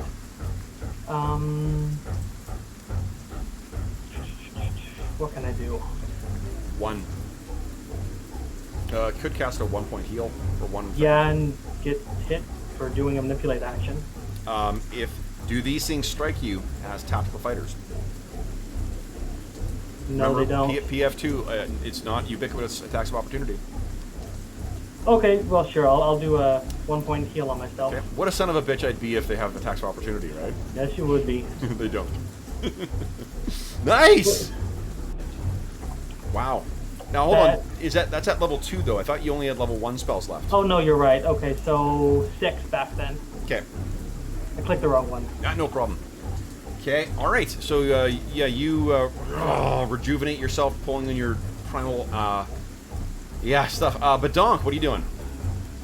Now every biplane you can see there, every goblin biplane is in short range for you. That's how far your thing can shoot. So don't feel restricted to just the one that's closest to you. I know, but I'm thinking because of the status of our plane that I want to try and use my turn to break this gun free from the plane. Nice and walk along, Jesse Ventura style. Yeah, well, Yeah. or at least get it into the, over by the tree or somewhere and use it. Sure, yeah. Why don't you give me an athletics check? Let's see if you can muscle this thing free. It's pretty broken, and we did establish in the fiction that the whatever it is, lightning dragon thing damaged it. So you're off by, I think it's 2. Yeah, you're off by 2. I'm gonna use my hero point to try and accomplish. Hell yeah! this. Go ahead. Come on, athletics. Don't roll so low. Go! Nice! So you pull it loose from its moorings. You still have 2 actions. Okay, carry it out of the plane, I guess. Well, you can just jump from the top. I mean, like you're. Oh yeah, jump. Yeah, okay, Yeah. jump down here and set up by the edge of this What cliff. is your speed? I think you're pretty darn quick, aren't you? 40. Yeah, my speed is 40. Yeah. So you could. Yeah, so you get over there and then you set it up. So you've got the thing in kind of a bipod kind of a thing. All right, so then it is the. Oh boy, goblin biplanes. All right, so let me tick down their weapons. Okay. All right, so this one is over here. And over here. I'm gonna check with Sickened. I can't remember if he can save against it. Spend an action attempting to fort save. So I'm gonna let him make a save to try and get rid of, like, to clear out the smoke, basically. Nope. Nope. I rolled a nat 1. It's worse. It's even worse. So this one is not doing anything. The one that is above you is going to keep going straight forward over about here, and it's going to arc to the side, and actually, you know what? It's going to go over here because it's going to try and get you with its Aka gun. All right, Angus, what are you doing? It moved too far. I was gonna get under it and cantrip on it. Sorry. And not. I know. So sad. But that's all right. So.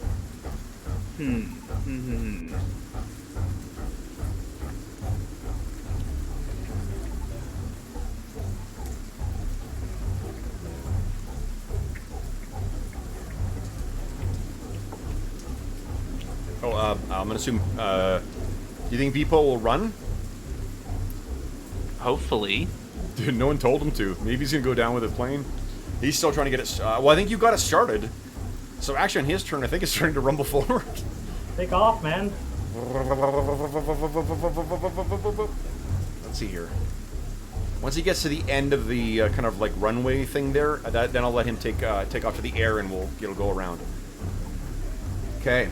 Okay, so I think I'm just gonna come over here under this tree bush thing and hunker down and let other people who have range. Oh no, well, I can't see Droog.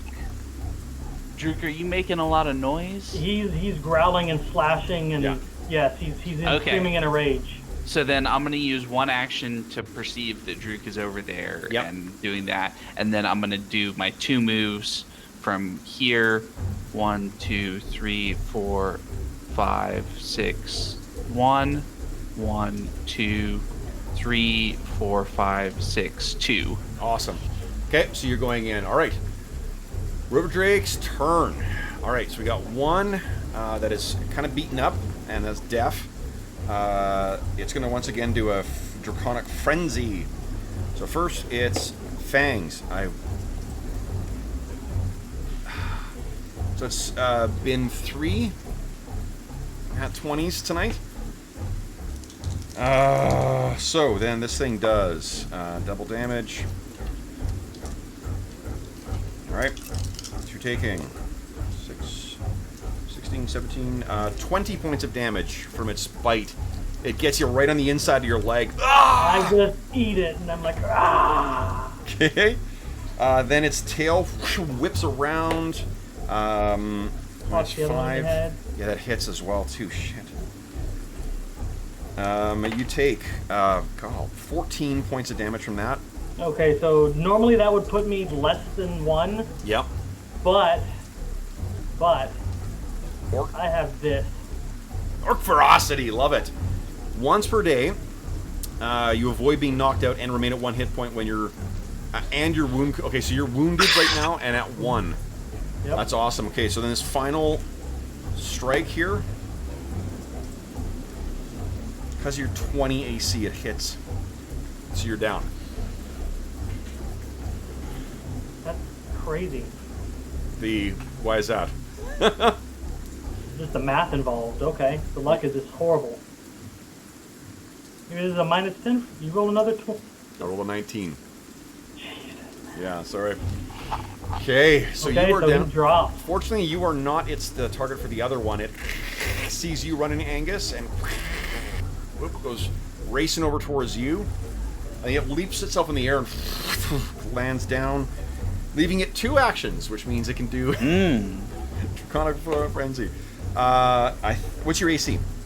Is 19. Fuck. Okay, so that's a hit with its bite. You take 6 points of damage from it.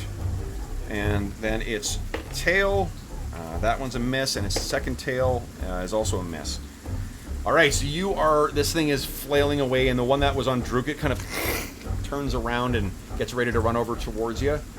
Druk, you now go right before the River Drakes, so you'll be after them. Badonk, your turn, what are you doing? Loading and aiming and attempting to fire this thing from the ground here. Who are you shooting at?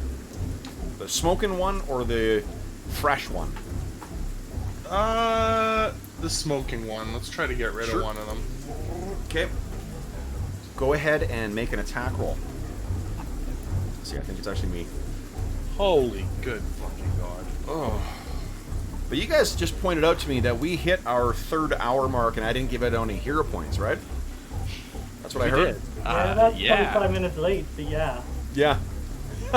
Oh, is someone unhappy with it? Maybe you don't need it then. No.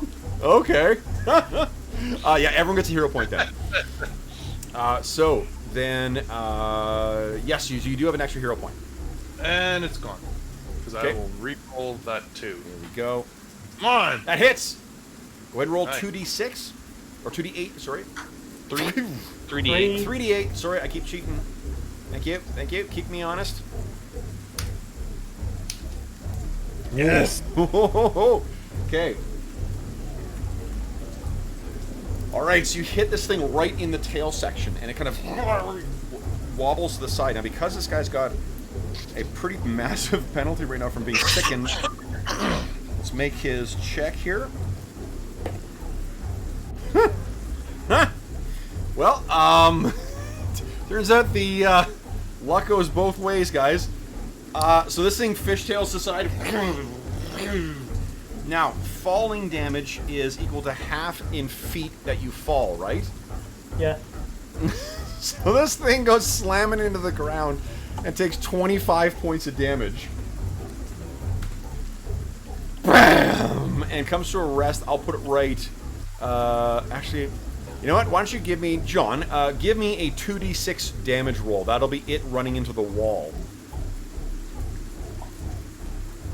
2d6 is 5. How much does it have left? Oh, it's still not, it's not down.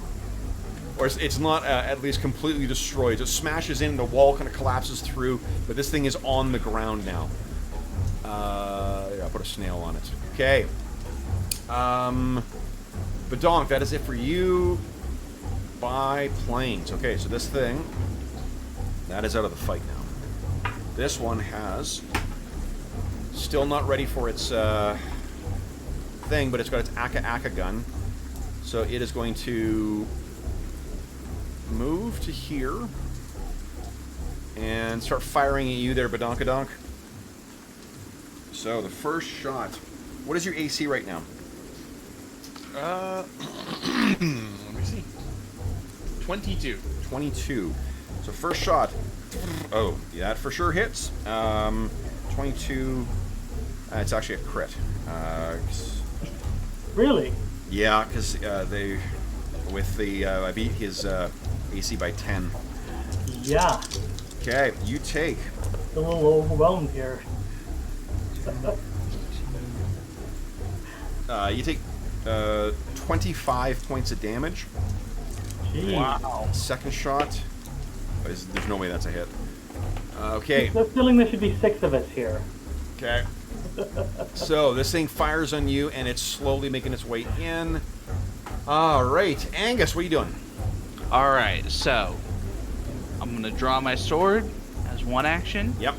I'm gonna take a slash at this first Drake. Okay.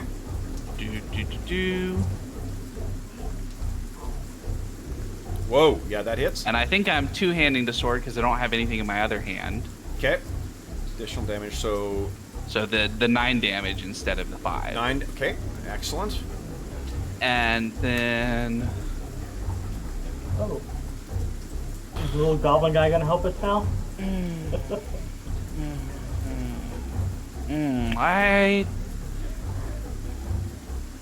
No, I'm gonna just take another swing. Go ahead. So it's -5. So that's an 11. An 11. That is not a hit. Yep. Okay. Oh yeah, right. And that's it. You're drawing the weapon, I guess. For Yeah. Okay. Since I didn't have it out. Oh, Drook. Is there anything I can do to get to consciousness? There is not. Absent anyone healing you, there is unfortunately nothing you can do. What you can do is make a... what is it? Hold on. I gotta print off the errata, because I know they've changed the way healing works since the core book came out. Oh, well, this is new. Yeah. Well, I wonder if the errata is in... Oh, no, it's actually... what it just means is there's less of... You can't actually wake up any longer. Because the phrasing used to be that you would actually, you would lose or you would regain consciousness. Mm-hmm. That's not the case anymore. Recovery checks. So it's just a flat check. Your current dying value is 1, right? Dying because you're down. You got dying 1. So go ahead and make a flat. I was wounded first because of my. Oh, that just means you're property. wounded. Oh yeah, right. That does make it dying 2 then. Shit. Can I spend a hero point not to die and just not have to roll? You can. Yes, you can. I'll do that. Yeah. So you're stabilized. All right. I have a really potent healing potion so we can get in my throat. All right. These things now. All right. Oh, and Beepo is gonna be. Wow. He's up in the air now. Wow. There he goes. All right. So I've got this river drake's gonna leap over here. The goblin, and for you there, Angus, AC's a 19, right? Mm-hmm. You're bit once, not a crit. You take 9 points of damage. Wow. Second attack is a miss. Third attack is a miss as well. My dice were on fire against you. I feel so bad. 8 and 7 and 8 and 7 every time I'm rolling damage. You can hit me on an 8 and a 7. That's horrible. No. That was the damage. Oh. The damage dice, my d8s. No, I was rolling like 19s and 20s against you. Better me than the squishies. Yeah. Okay, so you're hit once. Badonk, you're up next. What are you doing? I'm gonna take cover under the tree. Okay. And seeing as I'm under the tree, I'll hold my action until I see a chance to fire.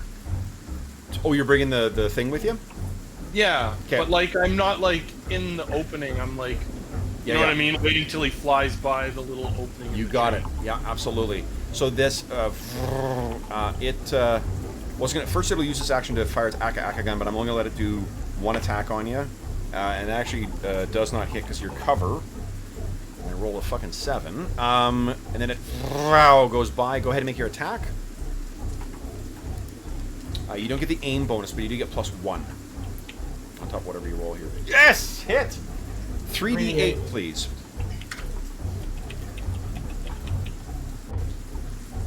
Good roll. Oh, well, Horrible damage, though. Okay, you skim the side of this thing. And I think that's it for them. Angus, what are you doing? Okay.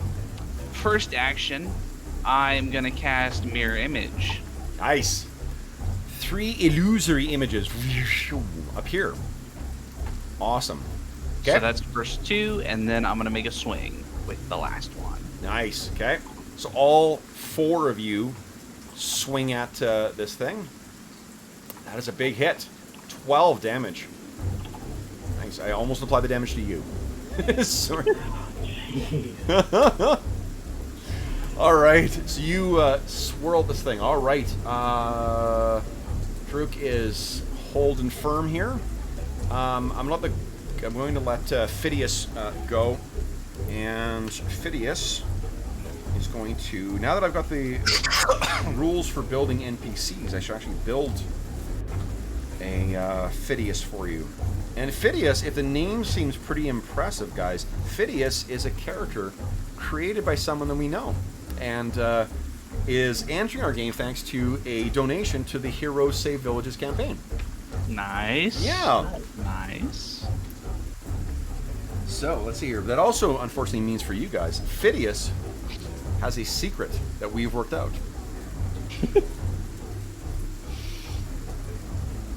He's secretly evil. he's in love with Badonk. He secretly wants to prevent the TPK. He does definitely want that. So here's what he's going to do. He's going to... Actually, let's use a cantrip. That's not going to hit. So he, unfortunately, fires it, and he... he says, as the firebolt goes wild, he's like, "These things are horrible! Whoa! Flee!" And then you'll make a kind of come pulling back. Badonk, what are you doing? Same thing. I'm gonna maintain my cover and hold my action to fire at him when he flies by. So you'll still be able to fire. I just needed to move it a little further away. I forgot that he had one extra move. Yeah. Go ahead and make your attack. And now it's +3. Why did I move my thing so far? Yes! Nice, big hit. 3d8 damage, please.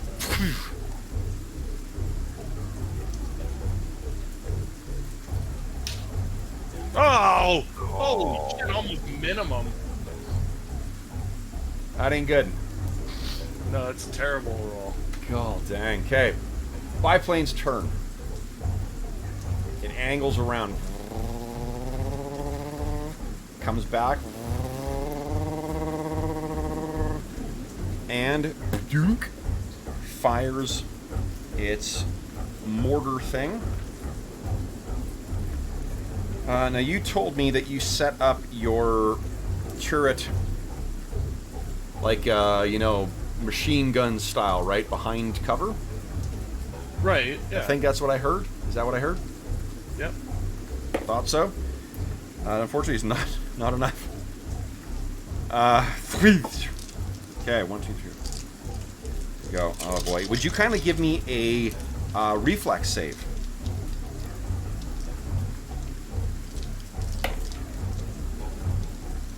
Ooh, that's a good one. Oh! Yeah, that is a really good one. Okay. It's not a crit, unfortunately, but it is good enough to take half damage. So you take 10, 15, you take 9 points of fire damage. As this explodes around you. Kind of low there, Badonk. Okay. Angus, what are you doing? So, you mentioned that these drakes went down to attack gnomes that were in this area, right? Yeah. At first, are there still gnomes like running around in the chaos? Oh yeah, for sure. Okay, so could I shout to them, "Save Drook! Save Drook!" Yeah, give me a diplomacy check, please. Not good at diplomacy, but I'm gonna try, John. Here we go. Yes! Oh. These are brave. You are incredibly stirring in what you say, and they are brave. These are combat veterans. So one of them looks over, who looks like a kind of squooshed up Tom Cruise, and he kind of he goes running over towards you, Badonk, to Drook. One action to do that. He knows that, soldiers carry healing stuff on them. He finds one and applies it to you. So go ahead and take your healing potion, Drook. 16, baby. So you are now wounded 2, I guess. Yep. Okay. I thank him profusely. Now you have 2 things left to do, Angus. What 2 actions? So I'm gonna take another slash at the one in front of me. Okay. Oh, I think that actually does hit. Let's see. Yes, it does hit. So that is 7 points of damage. Okay. Then one more swing. Why not? Hell yeah. Not gonna hit. Okay. Drook! You cough and you look over, and there's this dreamy-looking gnome looking down at you who wants to know if you want to hear about Scientology. No, thank you. Okay. What's your engrams? Your engrams! My minute of rage is still going on, so I think his heart's beating. Doesn't it end when you become unconscious? I think most of those things... Does it? I think so. Okay. Well, my wild focus is still up, right? No, I think all that stuff ends when you go unconscious. So he stands up, steps behind this thing, draws his sword. Yeah. Steps behind it, uses his scimitar, and just swings. I think you're out of actions. Could I not Is standing? up? Hold on. Is standing from prone an action, or does it take up half your move? I can't remember. I don't know if they errated it or not. What was it as written? Like, I can't remember if you. I thought it was. I can't remember whether it's this game or another game that it's more forgiving getting up from prone. Because if it does, you know what? Fuck it. I'll say that it does, and we'll look it up afterwards. So you're able to do that. Okay. Okay. So what it is? Half your move is to get up. Half your move is to get over towards this thing. One action to draw your weapon, and then boom. Okay. So yeah, he steps over here and just scimitars it to the back of the head. Here it goes. Like you messed with the wrong guy. You certainly did. Here it comes. Nope. Do you have a hero point left? Oh, you don't. Okay, unfortunately, you're still a little woozy from having come back from the brink of death. But these things now. All right, so the one that was chasing the goblin, it kind of turns its head around and it sees all these multiples of this tasty-looking wizard there now. So how does this work? I make an attack roll, and then if I hit, then I roll the d4? You make an attack roll, and if you hit, you roll a d4. If you miss, you just automatically destroy one of, but it's not a crit fail. You just automatically destroy one of the mirror Got it, images okay. on the miss. So let's make the attack roll here. And you know what kind of sadistic bastard I'm going to be? You're rolling the d4. Okay. All right, so first off, let's see here. First attack. That actually might miss. So that misses anyway. So go ahead and give me a... Oh, I guess one of them goes down, right? No, it just destroys one of the illusory. So yeah, no, I have to move in there. So one of them is gone. Second Let me attack. put up dots for the illusory ones on the tokens. Sure. Since we've been doing that. 2 And illusory. second attack is not enough to actually hit you. Third attack, that will be. No, it won't, because it's an 18, so it misses. Oh, the other one turned on. That's great. Yeah, so it missed. So you're down to 1 illusory duplicate now. I think it took down all of them, right? 3 misses. Oh, 3 attacks. Yeah. Yep. So now the other one is going to still focus on Angus because he did. Well, you didn't even hit him, Drew. He's not even sure you're there. Angus, that one does hit. You take a whopping 14 points of damage. Then the tail, that's a hit as well. You take 11 points of damage from that. That puts me down to 0. Okay. Its head whips around and it whips its tail at you, Druk, and misses. Okay. But Donk, what are you doing? We're gonna die. Same thing I've been doing. I'm gonna maintain my cover and only take a shot if I get an opportunity. You got it. Okay. So you can go ahead and make another shot. Oh. Wow. +3 is 15. You're so close. Okay. Its turn. Let me see. It's going to recharge its bombard. All right. So this thing is going to shoot its Aka at you. There's no way that hits with a cover, and then it's otherwise. So again, and what the Aka is basically like picture about halves, like bolts, crossbow bolts at about half the size. They're all kind of filling up the tree as it goes by. All right, Angus, what are you doing? He moved right Angus before is them, right? Down, yeah, Angus is down. So then it's Druk, what are you doing? Okay, Angus, this is my last first level spell. Enjoy a 2-action heal. So you get 11 back. Oh, a targeted heal. Very cool. I just go ping and then I slash him with my scimitar. Nice, here it comes. Come on, get a crit. I would like a crit. Come on. Oh, it's a hit. Oh, it's such garbage damage, though. Okay. And, yeah. Okay, all I'm right. gonna pull out a shield and cower behind it, but I'm out of action. Oh, Angus, what are you doing? So can I grab my sword as I stand from prone as 1 action, or is that going to It's going to be readying it is the thing that's... All right. Well, then I'm going to stand up and grab my sword. Yep. And take a swing at the weak one. Go ahead. I don't have enough to do another illusory. Okay. It's flanked, so come on. Yeah. Oh, yes. Nice! Holy crap. That is crit? very close to a crit. Unfortunately, not a crit, but... Even with flanking? That is even with flanking, yeah, unfortunately. Okay, whoa. This thing is very badly hurt, though. All right.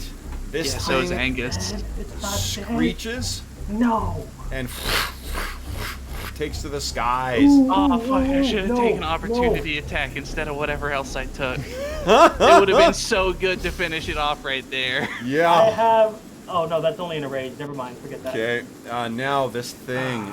The other one, you're the easier target, Angus, so unfortunately it's going to try and get you.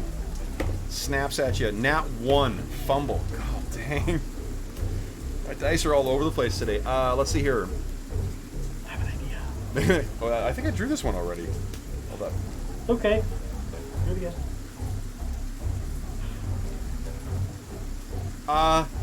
Why don't you give me a roll of 3d6 there, Angus?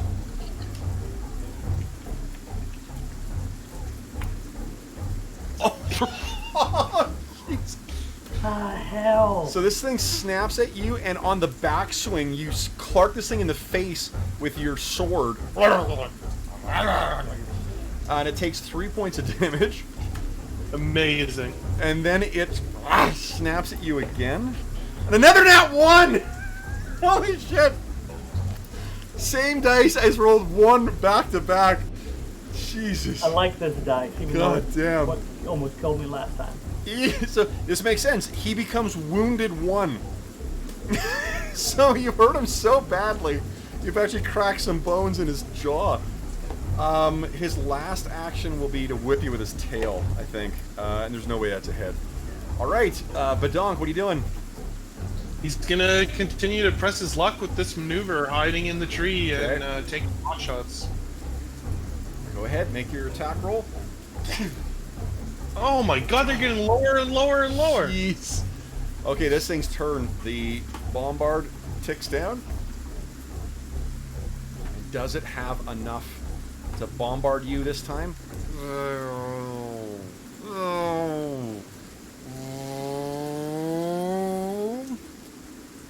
And it's the Aka gun. Well, No, it's a hit miss as well too. Your tree that you're hiding behind is completely full of these tiny little deadly things. Druk, your turn. What are you doing? Druk, he's gonna pretty much run at this thing and do like a flying tackle and try to get behind its neck and pin it to the ground so Angus can finish it off. Okay, go ahead and make an athletics check, please. Yeah. Just tired of this thing. Yeah, I understand. Die. Oh god, you can't get a good grip on this thing. It's knocking you I off. have one action left. One Yes. more time. Yeah. What do you want to do?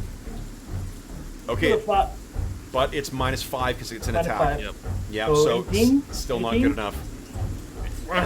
Throwing you off. If that was your first attack, it would have been good enough. It's the fact that you've been knocked off balance and you're trying to get your second grip on him. Yeah. Angus, what are you doing? I'm Seems lamenting not taking opportunity attack because it would have been so good right there. But I think I'm gonna do. I think you couldn't even get that till level 6. Because I think that's a 6th level dedication feat. Okay, so you couldn't have taken it anyway. Yeah. No, I'm pretty sure it's. I was looking at it. It Was might it? be, Yeah, it doesn't matter for now. What's your? but it doesn't matter for right now. Yeah. For right now, I'm going to take a swing with the sword. Okay. Oh. That's not very good. It would be better to spend my hero point now while I have the best odds. So I Yep. think I'm going to spend my hero point I now. would agree with that. And he's right, it's 4th level. Here it comes. Oh, yes! Oh, 14 damage. big hit. Check this out, guys. Ready? Boom. Can't see it. Okay, yeah, wow, it's way down. Yeah, that is a huge. You slash this thing from like the tip of its belly all the way up. It's got this bleeding wound right across its belly. That is only your first action. What is your next That was my action? first action. My next action, second verse, same as the first. Let's do it Hit with again. Oh! Oh! 18. Move behind it, hit it. If only you'd flanked. Oh. Oh. What I could do now is I could flank at the end and hope that Druk can hit. Oh, well, Yep. it's going to go next anyway. Yeah. But why don't we do that? I'm going to stride around And help alongside. Druk out? That Hope it sounds doesn't good. have opportunity attacks. All right. So this thing, it turns, its giant belly bleeding, its head wobbling around because it's wounded. One of its eyes looks like it's not right anymore. It spreads its massive taloned wings, Blah. and it runs away. These things don't want to die. So it flees as well. All right, that means we got one significant enemy left. But Donk, this thing's coming in. You're lining up your shot. Crit. Well, except I've been paying attention to its pattern, and I think that it might do its bombard attack. Run behind it and shoot it. So I'm gonna use my stealth while he's moving, and I'm gonna hide behind this wall. Yeah, go ahead. So give me a stealth check. So what it is, like you could easily duck like fully underneath the cover. It's certainly big enough. And then it's a sneak action is what you're taking. So give me a stealth check against his perception. Ugh. Come on. Eesh. I think they roll low. He must have rolled. Yeah, because his stealth is really good. Okay, so you go sneaking over. I think he may have seen where you're going. Okay, and the bombard counts down again. Now, the thing is, while Badonk, you are correct that it's got the bombard again, it actually doesn't have an angle on you. Because you ran to the side, so it to get to you, it's going to have to pull out here, and then kind of go around here, and then it's now coming towards you. It can't make this. Now it has a clear line of sight on you and your allies, and you're all clustered together. Drook, what are you doing? Breathing heavily, looking at Angus like, yeah, man. And then he, You see coming in towards you. I toss my scimitar like 10 feet behind me. Yep. Pull out my bow and line up a shot and take it. Now I think you would have dropped your bow somewhere. Well, either when you went down or when you went running over to go into melee. Oh, right? Because you had your bow out over here. Oh, However, you're right. Okay. it's right where Badonk is, though, so you could take 2 actions to run over there, grab it, and then make your shot. That would put me in line of bombard. Never mind then. I'm not going to do that. Okay.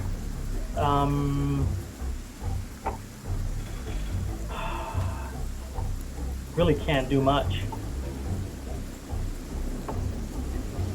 Well, I'll walk over, pick it up, Yep. and then walk back here and take cover. Okay. Angus, what are you doing? So I'm going to run Can I grab a along. donk too? What's that? Can I grab a donk too and take him with me? Because he's tiny. Give me an athletics check. Yeah, I'm good at that. 5, 6. I'm just running along this wall right now. Come on. But even if you're resisting, I think that's still too... You're just like, whoa, he picks you up and drags you along. Okay, and you go running off. All right, I'm going to take the 5, rubber drakes out of the initiative 6. order. Badonk, you've been dragged behind the thing here. What are you doing? He's going to take cover, duck behind the wall, and get down like he's ready to run. And as soon as the plane goes by, Yep. he's going to run back to where he's left the ballista. Love it. Okay, so you ready that action? Okay, so this thing it first fires at you guys, and it right where you guys were, there's this explosion of fire, and then it goes flying over, and is going around, and you can see as it's angling to the side, this goblin is looking down with his scarf blown behind him, and he's like, ah, ah, and he's gonna turn around and clearly gonna come back and make another run. Let me see. Okay, we got cooldown on the bombard. Drook, what are you doing? Shooting him with a bow. Go ahead. Oh, so do I get to move now? Oh, sorry. Yeah, go ahead, Jeff. Oh, sorry. Back to my thing. Okay. That That is. a crit? That is a hit. I'm just trying to see if it's a crit. Not a crit, but it's definitely a hit, and that is terrible damage. Well, if I get a striking bow, it'd be nice, wouldn't it? Yeah. No, make up your Christmas list. I'll try and shoot him again with my second action. Go ahead. -5, nope. Okay. And then I'm gonna... I'm gonna just move here and take a little bit more cover. Okay. Angus, what are you doing? So I'd like to run up to this biplane and finish off the goblin that's inside the cockpit. Okay. Do you want to kill him, or do you just want... He's unconscious. Yeah, I want to kill him. Yeah, then you do that. Okay. Does he wake up in the smoke before... Maybe, like, there's a smoke pouring out, and he kind of, like... he takes his goggles off, and he's like... and you cut his head off, and it falls down separately. And then I'm going to try... do I have any more Yeah, of course. actions? Yeah, what do you want to do? Okay. I'm going to try to do like Badonk did and rip out the Aka gun from the front of this thing. So, I don't... It's not mounted on a turret. It's mounted right now. not- That's why he okay. can only fire at Okay. stuff directly ahead of him. okay. Can I... Why don't you give me this? Give me a craft roll, or maybe something you may be able to see here.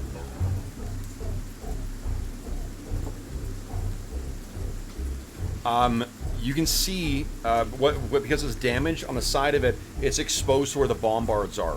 You could gain access to one of those. It's like an alchemical bomb.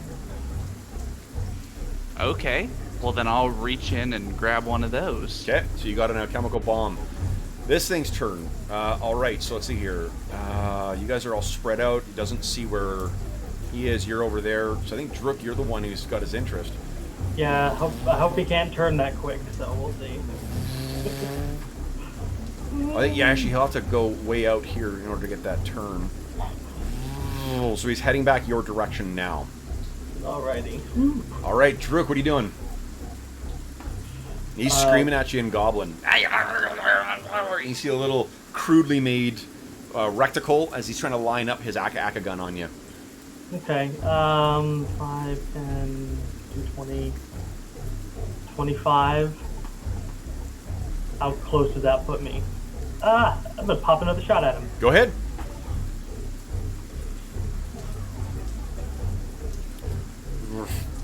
No. Not quite good enough. I'll try Okay. one more. No, because that will leave me in the open. I'm gonna duck over here and get in cover. Okay, good call. Right there. Excellent. Angus, what are you doing? So I like the alchemical bomb. Just as a question, if I made my hands into +1 striking weapons, would they be strong enough to like break open to grab the guns? Just as an idea? It's not so much a matter of like. It's a whole mechanism that goes through the thing in order to get to it.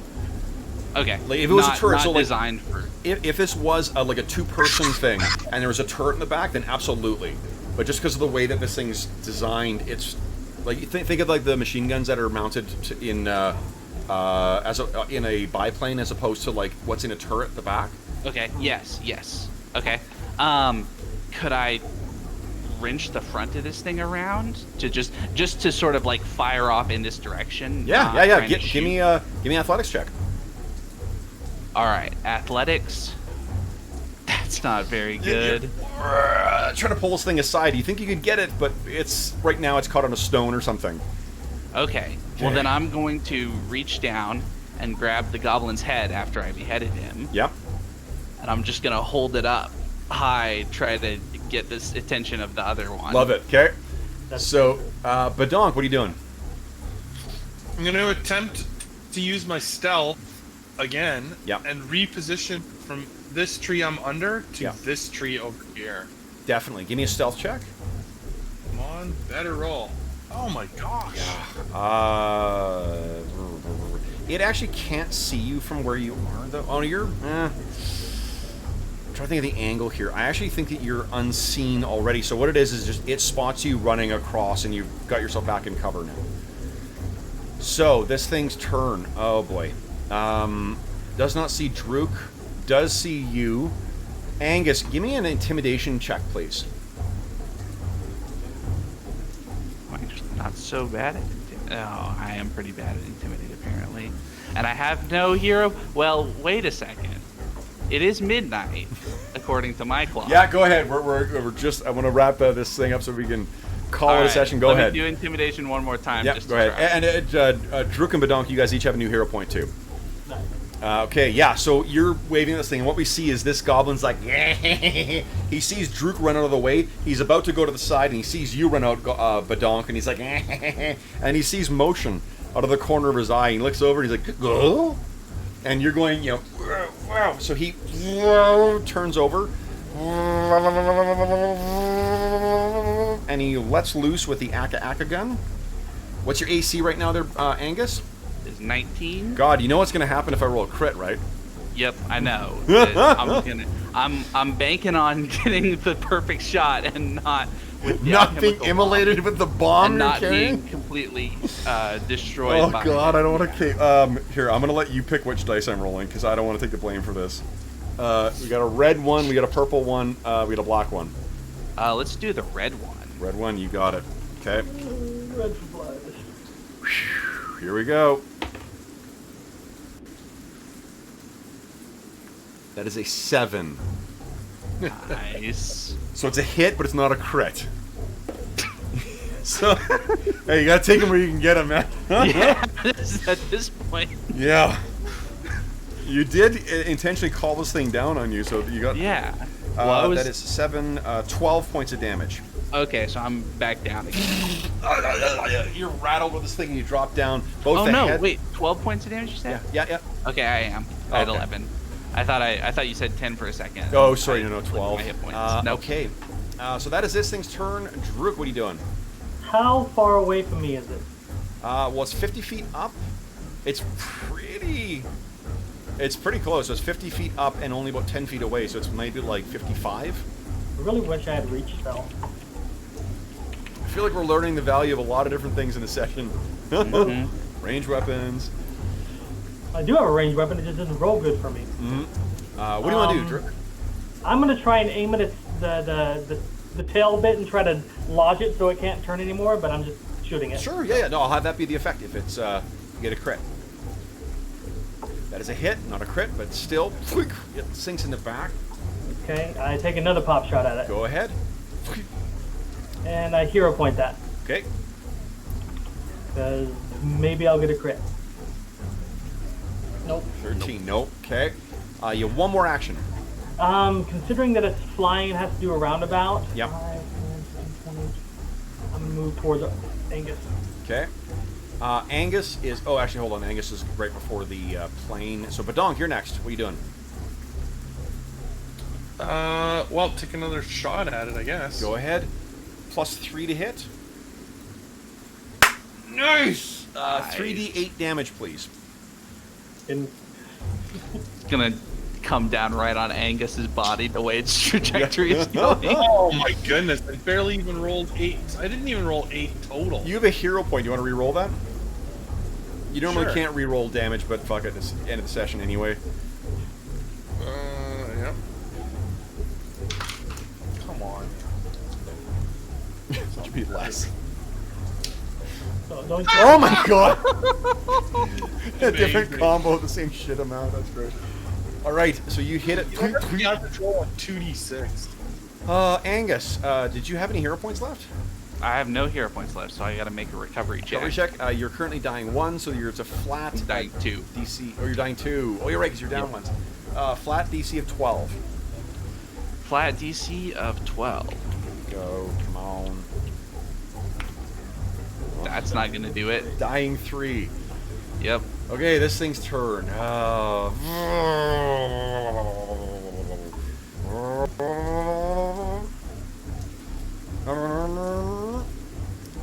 Why doesn't someone give me a... hold on. Roll, I think I want you to roll some damage for me.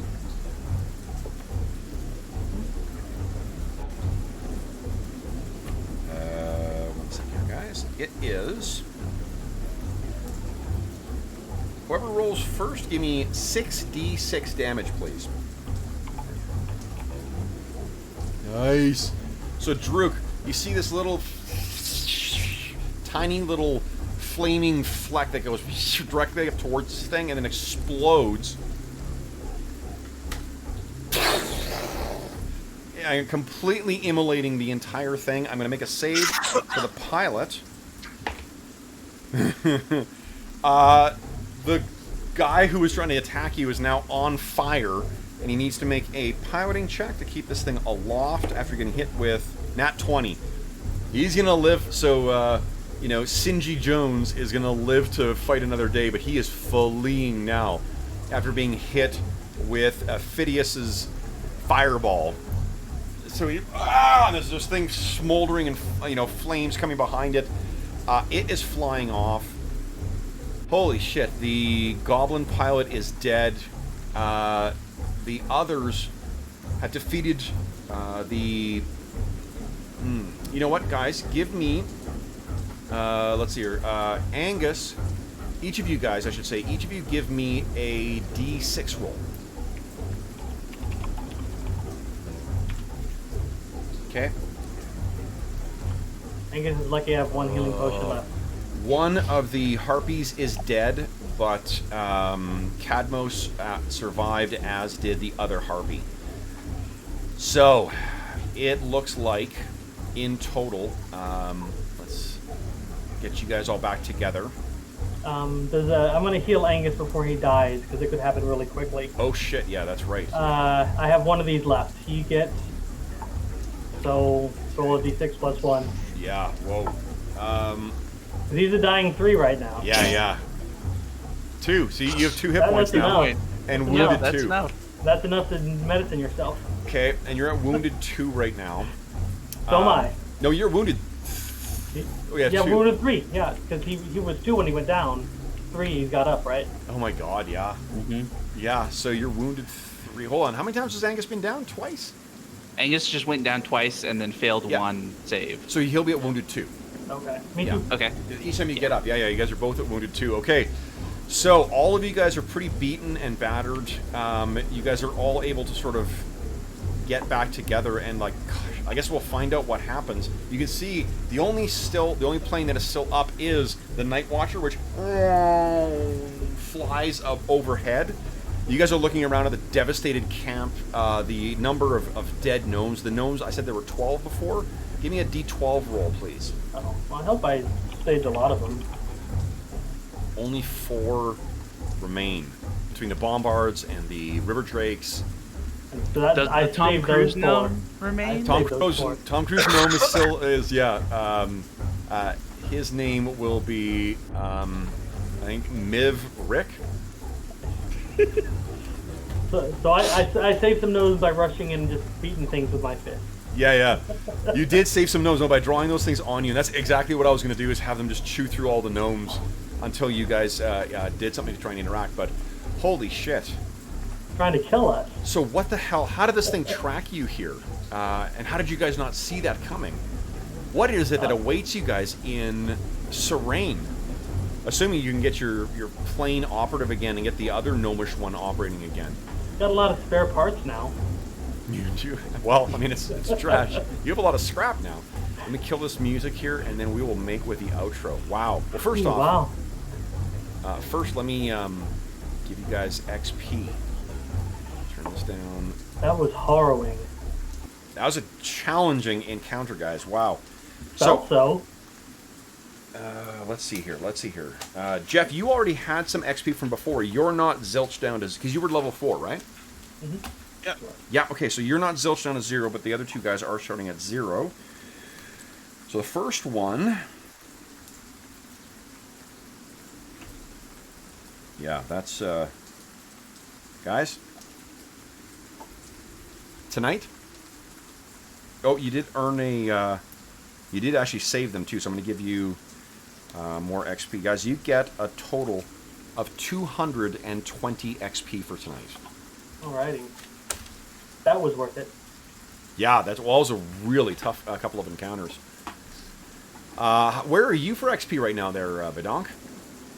That puts me to 530. Oh, nice. You're on your way to level 5. Awesome. One-fifth the way to level 5 in one encounter. Hell yeah. Yeah, so which means you'll go through that again, right? Yeah, I know. I'm a barbarian. Bring it on. All right, so that's where we'll leave our heroes for the evening. Wow. Well, this is after being away for a month, I am so glad to be back, guys. This was a shit ton of fun. So first off, let's check in with chat. Oh, boy, we had some questions here. Yeah, I answered most of them. Oh, did you? Okay, great. That is because you are awesome. I love Aspies, those fuckers. Oh, that's great. All right. So, guys, for those listening at home who joined us in chat live, or joined us in chat, those who joined us live, thank you so much for joining us for session 24 of our Back in the Barrowmaze campaign. As always, if you have any comments, questions, or concerns regarding the session, please don't hesitate to leave a comment in the comment section below, and we will endeavor to respond in a timely fashion. In addition, if you want to shower praise on our stalwart heroes here with their bravery in standing up against goblin biplanes and flying lightning dragons and other bullshit that I've thrown their way, please don't hesitate to comment, and I will pass that along to our stalwart heroes. In addition, if you want to reach me, you can also find me on Twitter at Dungeon Musings. You can find me by email. My email is dungeonmusings@gmail.com. You can also follow a link in the description of the video and follow us join us on the Dungeon Musings Discord server, where we have channels dedicated to all of our games, including this one, and as well as looking for group channels and dog channels. So there's lots of different things we have on there, and you are always welcome to join us there. I think all of us are actually fairly active on the Discord channel as well. So if you have any questions for the players, that's a good way of getting to our players. In addition, there is a link in the description of this video. I mentioned that Phidias Ornak von Scuttlecup III was a contribution from one of our viewers. This is one of the rewards that is available on the Heroes Save Villages charity campaign is for you to add a character to the campaign. I'll work with you. We'll figure out what the character is, and then we will come up with some interesting secret that the character has that will make life either challenging or interesting at the very least for our stalwart players. So thank you very, very much for the donor who got, and it is, it was,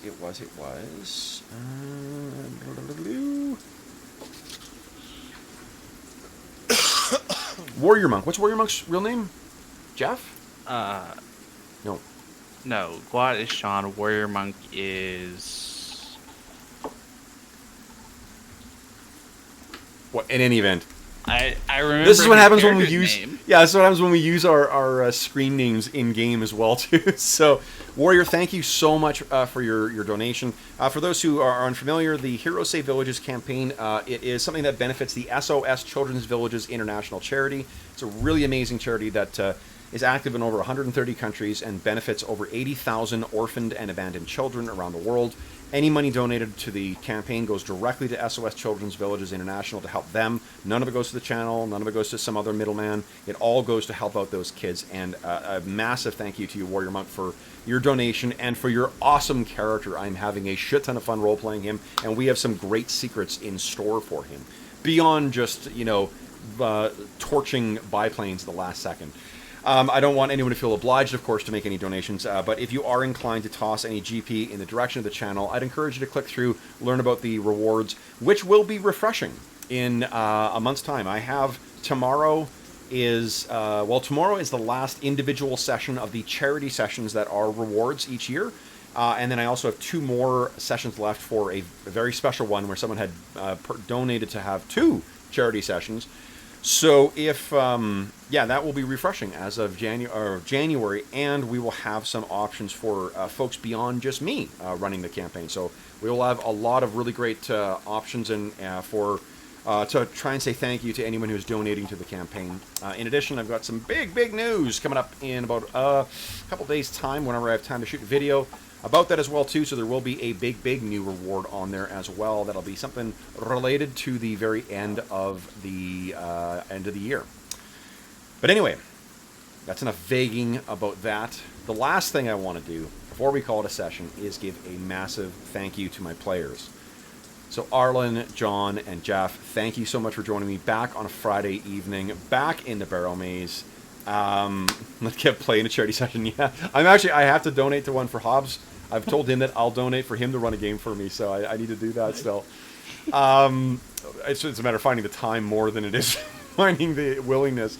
But guys, thank you so much for joining me. This was so much fun being back in the game. It feels like we haven't left, and I was honestly a little uncertain as to how much fun the biplanes and the mid-air battle, knowing that you guys didn't have a huge amount of aerial stuff, but you guys made great use of what was available. Thank you so much for playing tonight, guys.